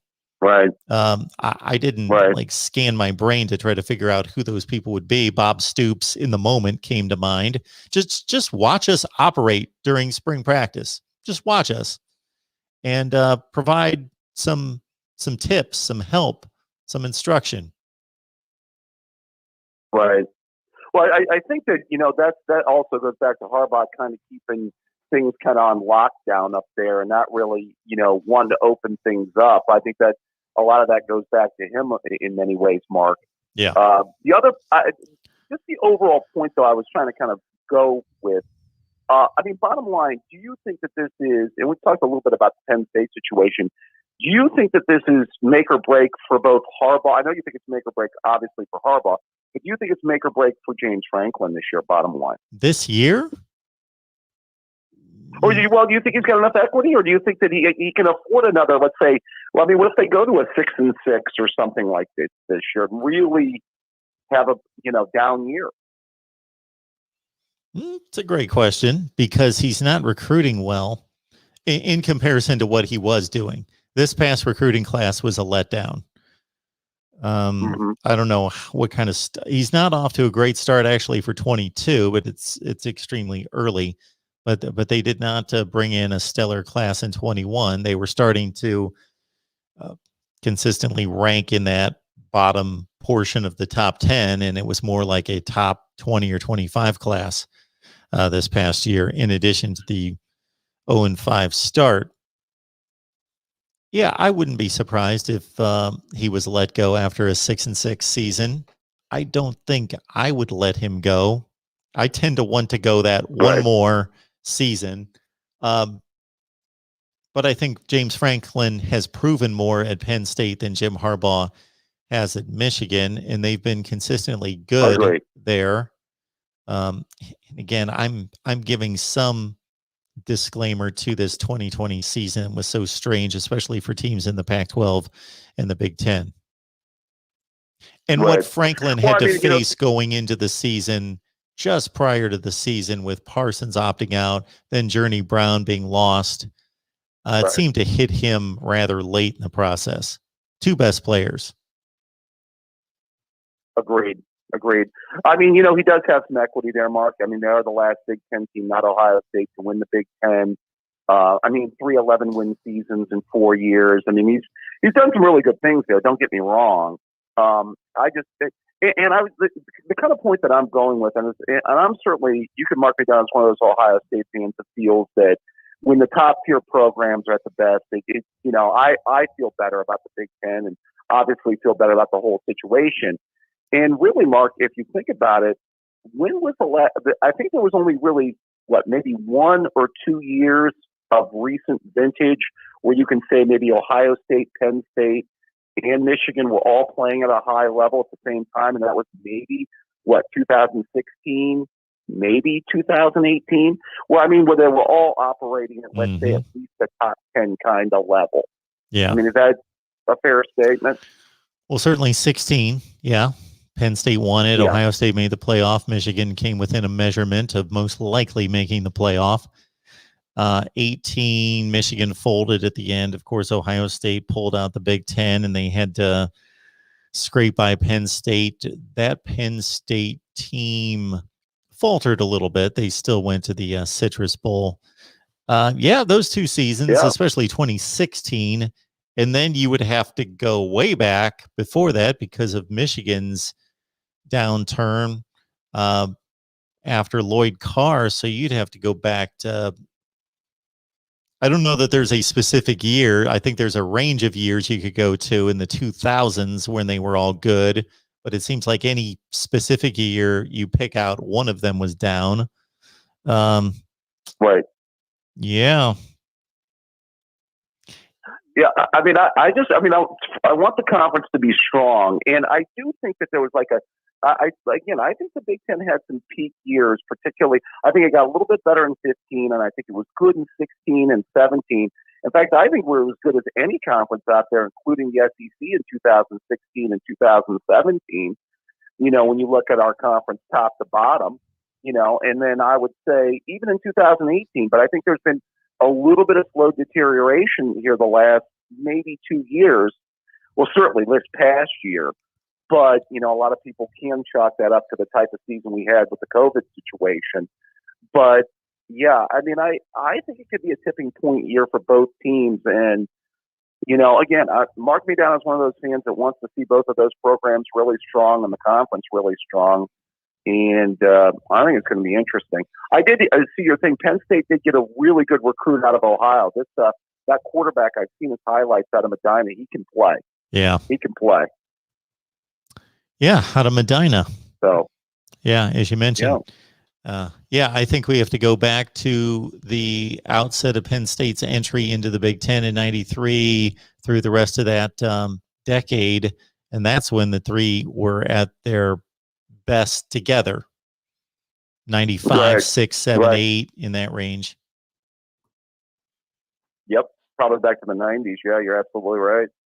Yeah. Well, it'll be an interesting season to watch. I hope that, that they are improved teams because I do want to see the conference playing better, but, time will tell. There it is. Thank you so much, David. As always, a pleasure, Mark. You take care of yourself. All right, let's pick off our next call coming in from our man George, of course, and I want to pick off this super chat as well. Stephen Smith, thank you so much for the super chat contribution. Obviously, a big fan of the Big 12. Do you think that Colorado will go back to the Big 12 and with Boise State as a replacement in the Pac-12? I do not. Colorado's in an awkward spot geographically to be relevant for either one of those conferences, but they do seem to be a better fit geographically for the Big 12 than they are for the Pac-12. They're kind of lost out there amongst the Pac-12 conference schools, but I don't know that the Big 12 is really wanting Colorado back. All right, George, what's going on tonight? I don't even know, Mark. I'm flabbergasted. Just flabbergasted. What would cause you to be flabbergasted? Somebody accused the Southeastern Conference of cheating today. That's what I hear. So that's a bit amazing. Ridiculous. There's like no way. Anybody can just make anything up. I bet the guy's he's off his meds or something. That's insane. The SEC would never cheat. We're above reproach. Of course. All right. The SEC has been clean for decades. What about the Pac? I saw that your show was titled. Yeah. Yeah. Does anybody care about the Pac-12? Right. Well, we found a few people out there. That's so funny. When I saw the name of your show tonight, it said, "What's the name of your show?" And when I read it, I thought it said, "Does anybody care about the Pac-12?" Yeah, I mean, that almost something shows regarding how saving the Pac-12. We're looking to save the Pac-12. We're kind people here. Right. We're into deliverance and helping. We just need. They would have to win they would have to become like Alabama to really get back in the game. They would have to win like 10 out of the next 20 national titles. The Pac-12. Right. To really be in the subject matter, to be talked about. It's been so long since the Pac-12 has done anything. I live on the West Coast for like 30 years. I know this. I know you do. And I think that if the Pac-12 would win one national championship. Right. They almost did once, but then they lost it or something. Yes, they What a shame. What a shame. There should be a second football division that plays the other 6 months a year, and the NFL could have a supplemental draft, man. Come on. We need 2 seasons so the other teams can have a chance. The ones that can't pay someone $180,000 to stay another year. You're an idea guy, George. I'm an idea guy. You don't get paid for that, but it's still fun. Yeah. No. Idea guys learn by the time they're 40 and I'm 60. You're never getting paid for any of these ideas. Well, hopefully I'm going to get paid for something. You need people to actually go to the post office and do the mailings and set the corporation up and call the bank,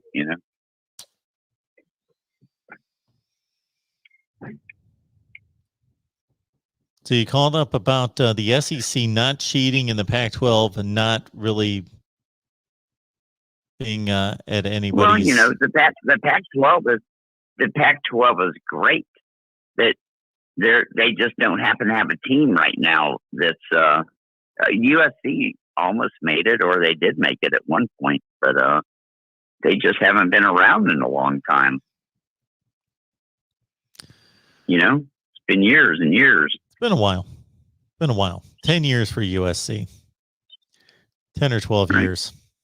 All right, Not George. as bad as Georgia. I'm going to take some of these other calls, unless you've got something else that we need to hear.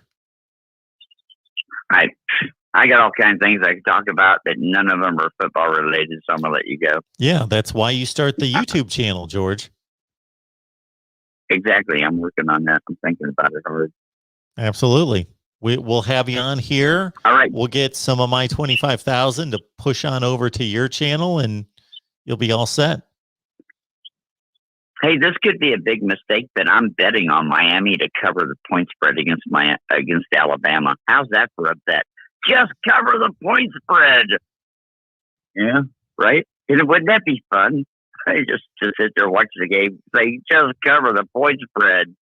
You've already got that one in your sights, huh? Okay. I'm thinking that might be free money. All right, George. All right, let me know. Have a good I'll night. check back with you. We'll see you. You too, man. Bye. All right, let's move on to our next call. We've got a few people stacked up here, so I want to move these along here. We got Kevin, and we got Galaxy Sports 4. That's who we're looking at. How are we doing tonight? I'm doing good, Mark. How are you? I'm good. What's going on? Yeah. Before I start my little tangent, I gotta say, this really sounds like a real radio show when I was calling in, waiting to you pick up my call. So I like it. Very nice. I gotta say. Yeah. But I was going to call in about the Pac-12 and how to create the Pac-12. There's a lot of different ideas. Personally, I would say one idea that no one's bringing up USC has to be a college football playoff contender every year, I think, for the Pac-12 to be relevant. Okay. USC, I think, is the one sleeping giant in that conference right now. I mean, I like Clay Hilton, but he's not a national championship head coach. I think he would do well at 80% of the programs in the country, and he'll get an opportunity at a Power 5 job if USC lets him go, which it seems like he's on the hot seat after every game or every season. But for some reason, they just don't let him go. But overall, I think that's the one major thing more than anything. It's got to get USC or maybe Oregon to be a college football playoff contender. And I don't think Oregon is a college football playoff contender this 2021 season, primarily because I don't think there's a top 10 team in the Pac-12. Now, there probably will be a team in the final college football playoff rankings in the top 10, but I don't think there is a top 10 team in the Pac-12. I follow you. 2021 season. Yeah, I can't argue with that. The rankings don't necessarily reflect who's really that good. There might be a team, because they played a Pac-12 schedule and maybe had a decent bowl game that they squeaked their way into the final top 10, but they're really the 15th best team in the country. I follow you. But with all due respect, McD, and I love your takes, that's really not giving me much. Looking at the Pac-12 and saying USC's got to be good. In terms of our topic is, how do you fix the Pac-12? Well, here's another thing you can do as well. Well, I don't even know. Well, USC's not where they're supposed to be, but just telling them that they need to be better, I don't know that that's really fixing it. We can't snap our fingers and make USC better. I get that. Another thing I was going to say was, and the guy kind of alluded to it, CBS and their contract with the SEC is going to be up in 2023, and they decided not to renew it. If I'm the Pac-12, I'm getting with CBS and doing a game of the week like the SEC does. First of all, CBS will be willing to do it because they'll get a Power 5 college football game every week. Two, it'll be much cheaper. It'll be a much cheaper deal. I know. I think the SEC went for $350 million. I think CBS final offer was $325. They might be able to do that deal under $200 million. Okay, that I can take, McD. I love that idea. Okay, you've outlined it for everyone. CBS loses the SEC. They have no college football. The Pac-12 jumps on that opportunity to be the only Power 5 conference to have that channel. CBS, a major network that's used to broadcasting college football, will do a phenomenal job. Now that's an idea. See, the first idea was basically, I term it as if you said, how can Maryland win more games this year? And I would say, get better players. But your second idea, I'm all on board with that. I like that idea. But I think it is an uphill battle. It's just, but I like that second idea a lot too. I think if you do that, get the right commissioner in there. I know he said BYU will never be in the Pac-12 because of the standards. There's I shouldn't say there's studies out there, even though they are. They need to get over that, the Pac-12. If they want to be taken seriously, it will be in their best interest that a national grant like BYU into their conference, along with Boise State. So sounds good, McD. I think you expand to 14. Yep. Yeah, but I mean, those are just some of the ideas I thought about. I mean, just watching the live stream, but just want to get my 2 cents on that whole thing. But I really like that CBS idea. Having that national game to read, I think that could really help. But we'll see. Maybe somebody's listening. All right, McD. Appreciate it. That's all I have. Thank you. So again, if everyone's following me there, when we've got a topic, let's say, how can the Pac-12 become a better football conference and then just saying USC needs to be better. Well, we kind of know that. It's pretty obvious. Take the best brand in the conference and they just got to get better. How are they going to get better, though? But the second idea out of McD, I thought that was pretty phenomenal. There's a void there. You've got a major player in college football. CBS lost the contract with the SEC. They're wide open. All right, we've got a call coming in. Pac-12 Revival and a Rush Probst Wikipedia. This should be interesting. We'll see what we got here. Mark Rogers TV, the voice of college football. Who's on the line? Kevin, Dallas, Georgia. How you doing? Oh, there I see it right there. Kevin, how you doing tonight? Pretty good. I'm going to start from the back and then move up to the front. As far as the Rush Probst there, Rush Probst is from my hometown, at least right outside my hometown. I'm from born and raised Mobile, Alabama. He's from an area called Biola Battery. And a quick, did you by chance see the movie Forrest Gump? Yes. Okay, did you remember the scene as far as when he jumped off the shrimp boat? Sure. Okay, that took place in Biola Battery, where if you give a young man the opportunity, do I want a high school diploma or do I want to go 10 years of school and be able to, at that time, I'm giving you as far as a 20-year goal amount. As far as with the 10th grade education, you could have made $60,000. Survey says I'll take the $60,000 as a 16-year-old. So, as far as Rush Probst is concerned, he taught at a school. At the time, it was a merger. You had one school that was Alma, the other school was Bryant. Joined the schools became Alma, Bryant, back-to-back as far as state championships as far as Southern Alabama. Then he made the transition to Hoover. Once he made the transition to Hoover, most people know of him as far as that with that MTV Training Days or Friday Night Lights or whatever, where if my son or daughter would have been doing some of those things, that would have been some gnashing of teeth and also some switching of belts as well as switches. But that's another story for another time, Mark. But then when he went to Hoover, he did some things that were unscrupulous. You know, one was in reference to as far as, you know, which I know some schools out there to a lesser greater degree as far as recruiting is concerned. But the one thing when he was winning 5 out of 7 state championships in the highest classification in the state was that, hey, he had the opportunity as far as the coach at Alabama. And Nick Saban called him in the office and he just asked him one question. And the question was, Coach Probst, do you have 2 families? And he knew exactly what he was talking about as far as having a wife and a mistress. Mm-hmm. And the craziest thing about it, Mark, is that the mistress sat with the, what did you call them? As far as the, as far as those that assist as far as fundraising as far as at the high school. I can't think of the doggone term. But the mistress sat on that.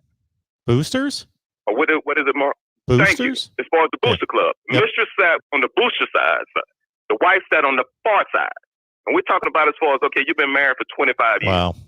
And you have a wife and a mistress. And then as far as when everything hit the fan, obviously, hey, Coach Saban didn't give him the job. And then he wound up going to Colquitt County. Colquitt County, he did great things as far as at Colquitt County, as far as in Georgia, winning state championships. After he did that, hey, you know, giving kids as far as PEDs, got fired there.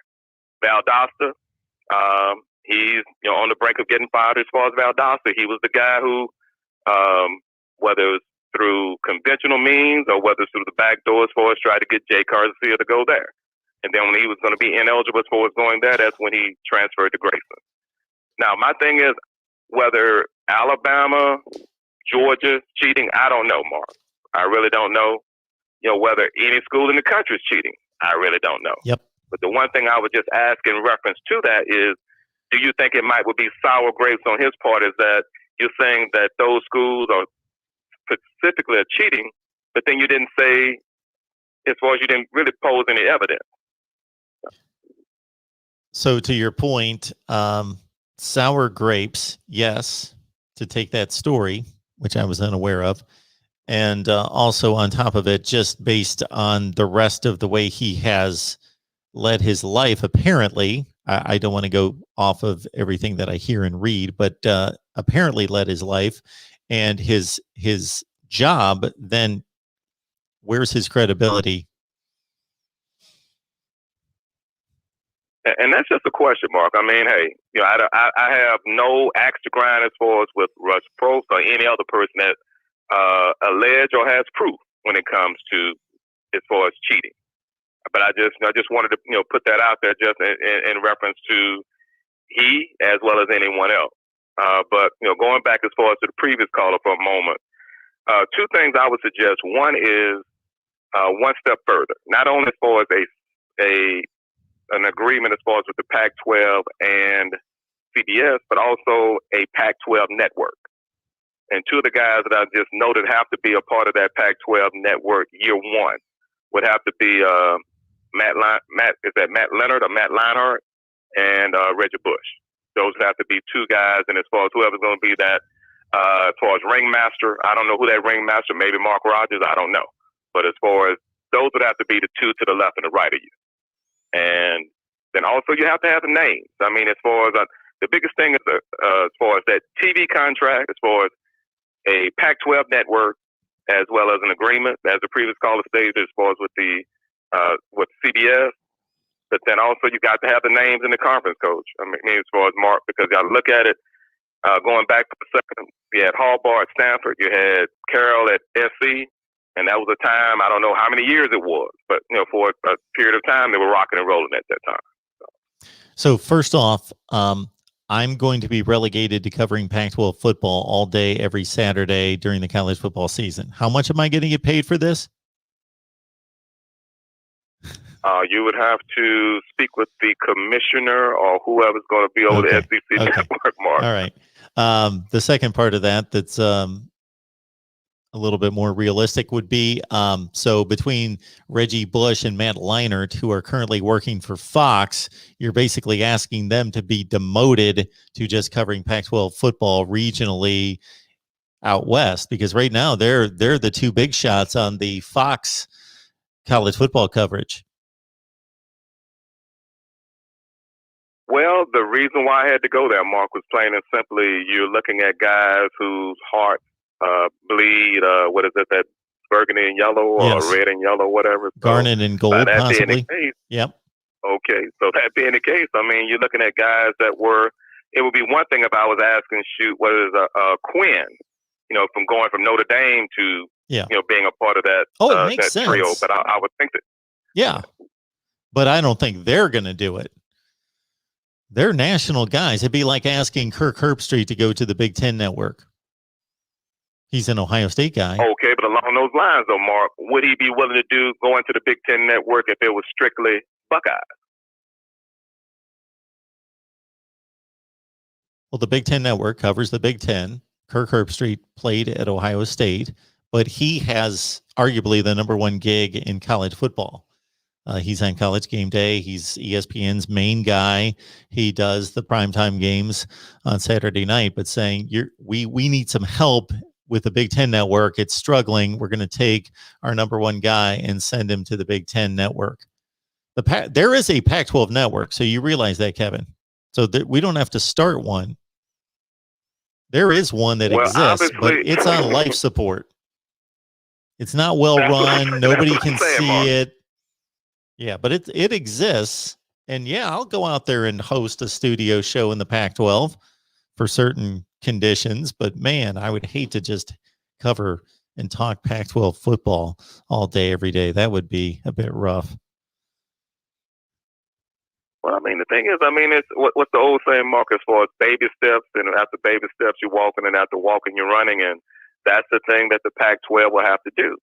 And it's going back to something you and I have spoken about, and I'm not going to say it nauseam yet, but as in until football becomes religion in a conference, you're not going to be at the mountaintop. As long as if the only thing that you can say about your football program is that it's a time that hey, the student body comes together in a stadium and meet strangers that they've never met before and never will meet again. And hey, we do that from September to maybe that first weekend in December, and that's it. Then hey, you're not going to have a winning program. You have to not just be invested in it; you have to be vested in it. And that's the one thing that I don't see as far as a whole, that conference. Well, there's and a few. And that could be said Yep. as far as I miss. Keep going.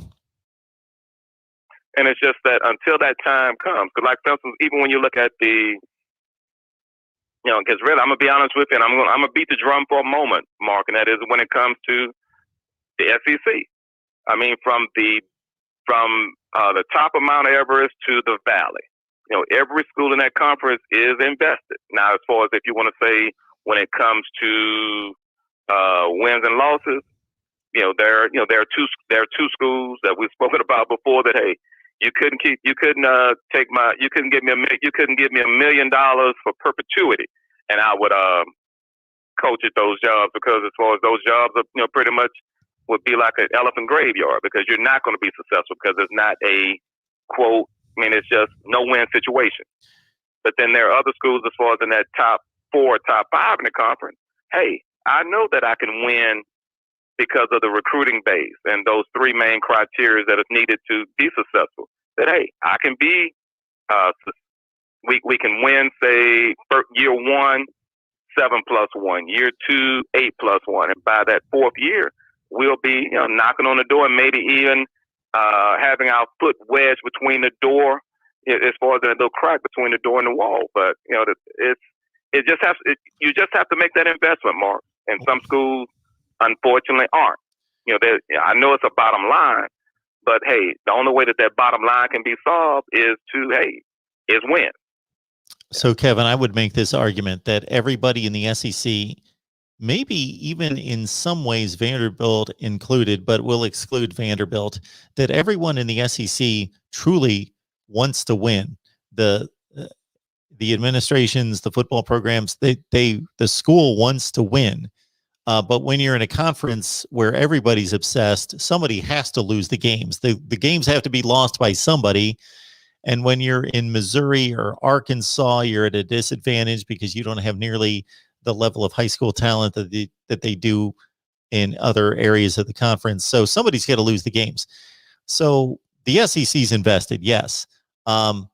In the Pac-12, I think the football people are invested. They want to win. I don't think their competitive nature is any less than in the SEC at the football levels.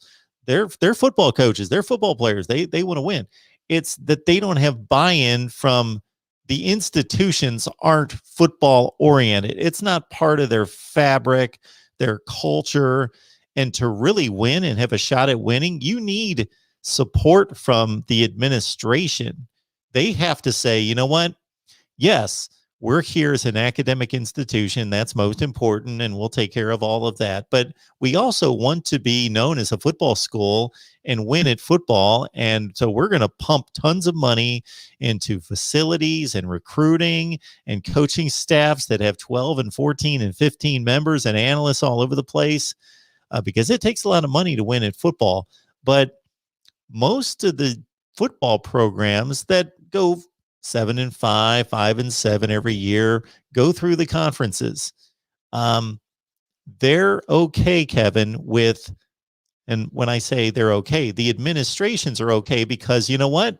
Football makes money. So they're good with, you know what? As long as we have a decent enough football program where we get 60, 70,000 people in the stadium every week, and we got this large conference, television contract, because we belong to, let's say, the Big 12, and they pay us a ton of money. Just so long we're decent at football, we're okay.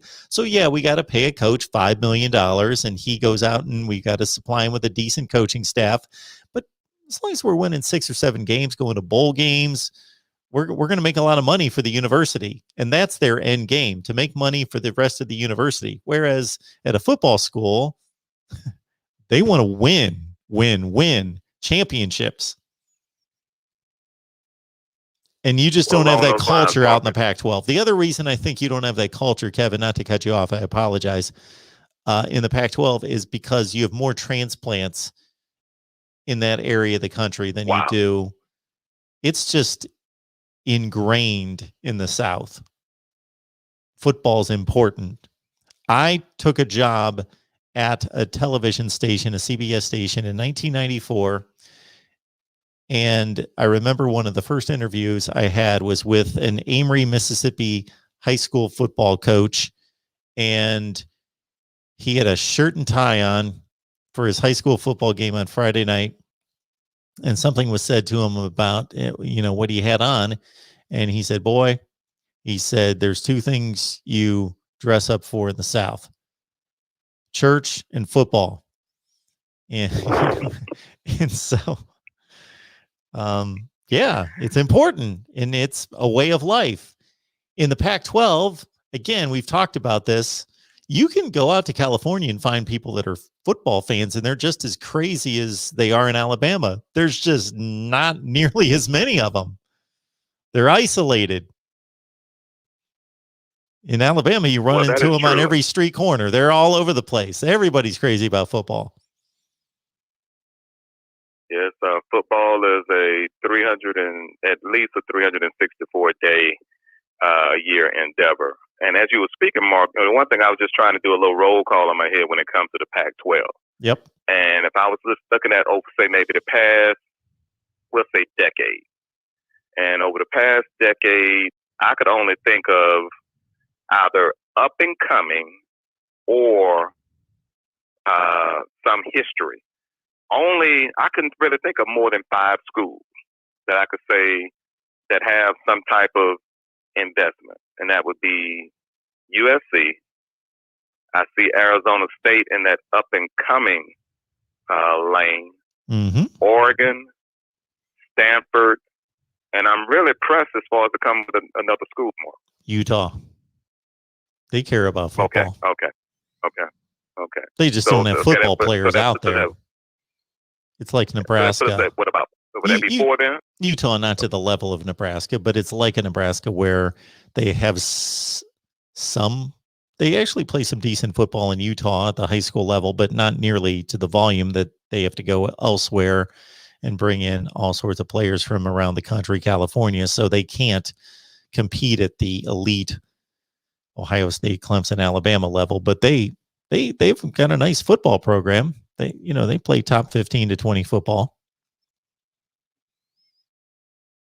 And, for those that are, beating the drums as far as the demise of Clay Helton, I think that some people are going to be probably disappointed, Mark, because from what I can see, this previous recruiting class as well as the 22 class, is that he's slowly but surely building a wall around the state of California, in which because I think the end game as far as for USC and UCLA to come back to prominence will be to keep at least close to 75% of the kids in state, because that's where their base is. You have certain institutions, USC, UCLA as far as California, as far as Miami, University of Miami, that is, as far as Dade and Broward.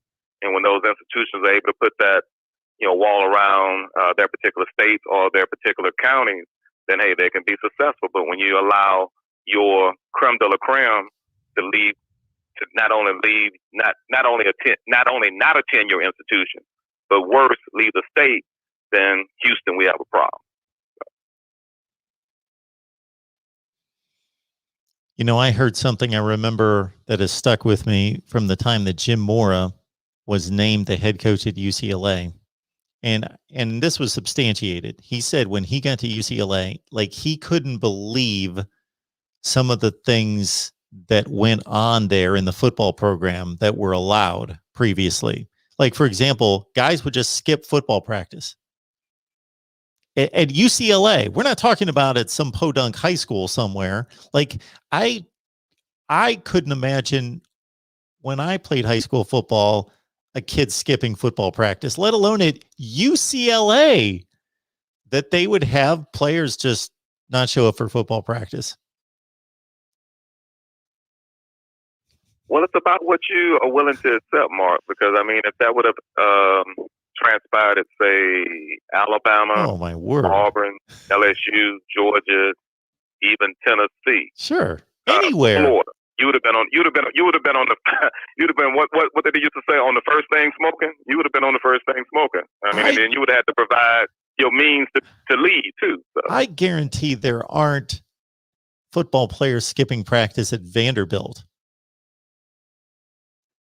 No, I mean, because you have, quote, not only as far as the athletic standards, but hey, the academic standards. So, I mean, Well, hey, sure. they're not, Yeah. not going to do that foolishness. Yeah. All right, Kevin. All right, thank you very much once again for indulging, Mark. Hey, Sure. Continue doing what you're doing. Hey, look forward to speaking with you soon. Appreciate you stopping by. Have a good night. All right, you do likewise, man. All right. This may be our final call. What do we think here? What do we got here? We've got Pac-12 Revival, and that we already took that one. I think we are all set. Appreciate everybody stopping by. We had quite a day. Ohio State Buckeyes live, Florida State Seminoles live, and now our call-in show.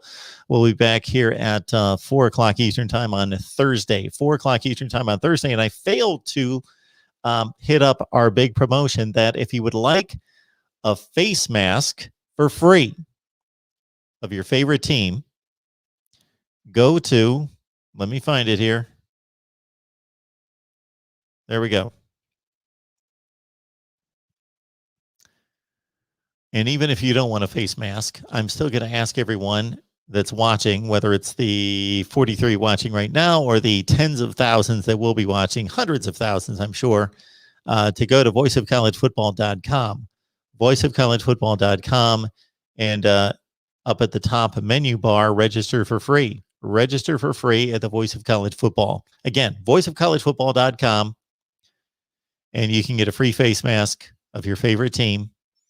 And then you are eligible for 20% off your first purchase. That doesn't mean you need to purchase anything, but you're eligible for 20% off the first purchase. And there's a huge store of college football paraphernalia, big store right there. Check it out. All the teams are listed and available.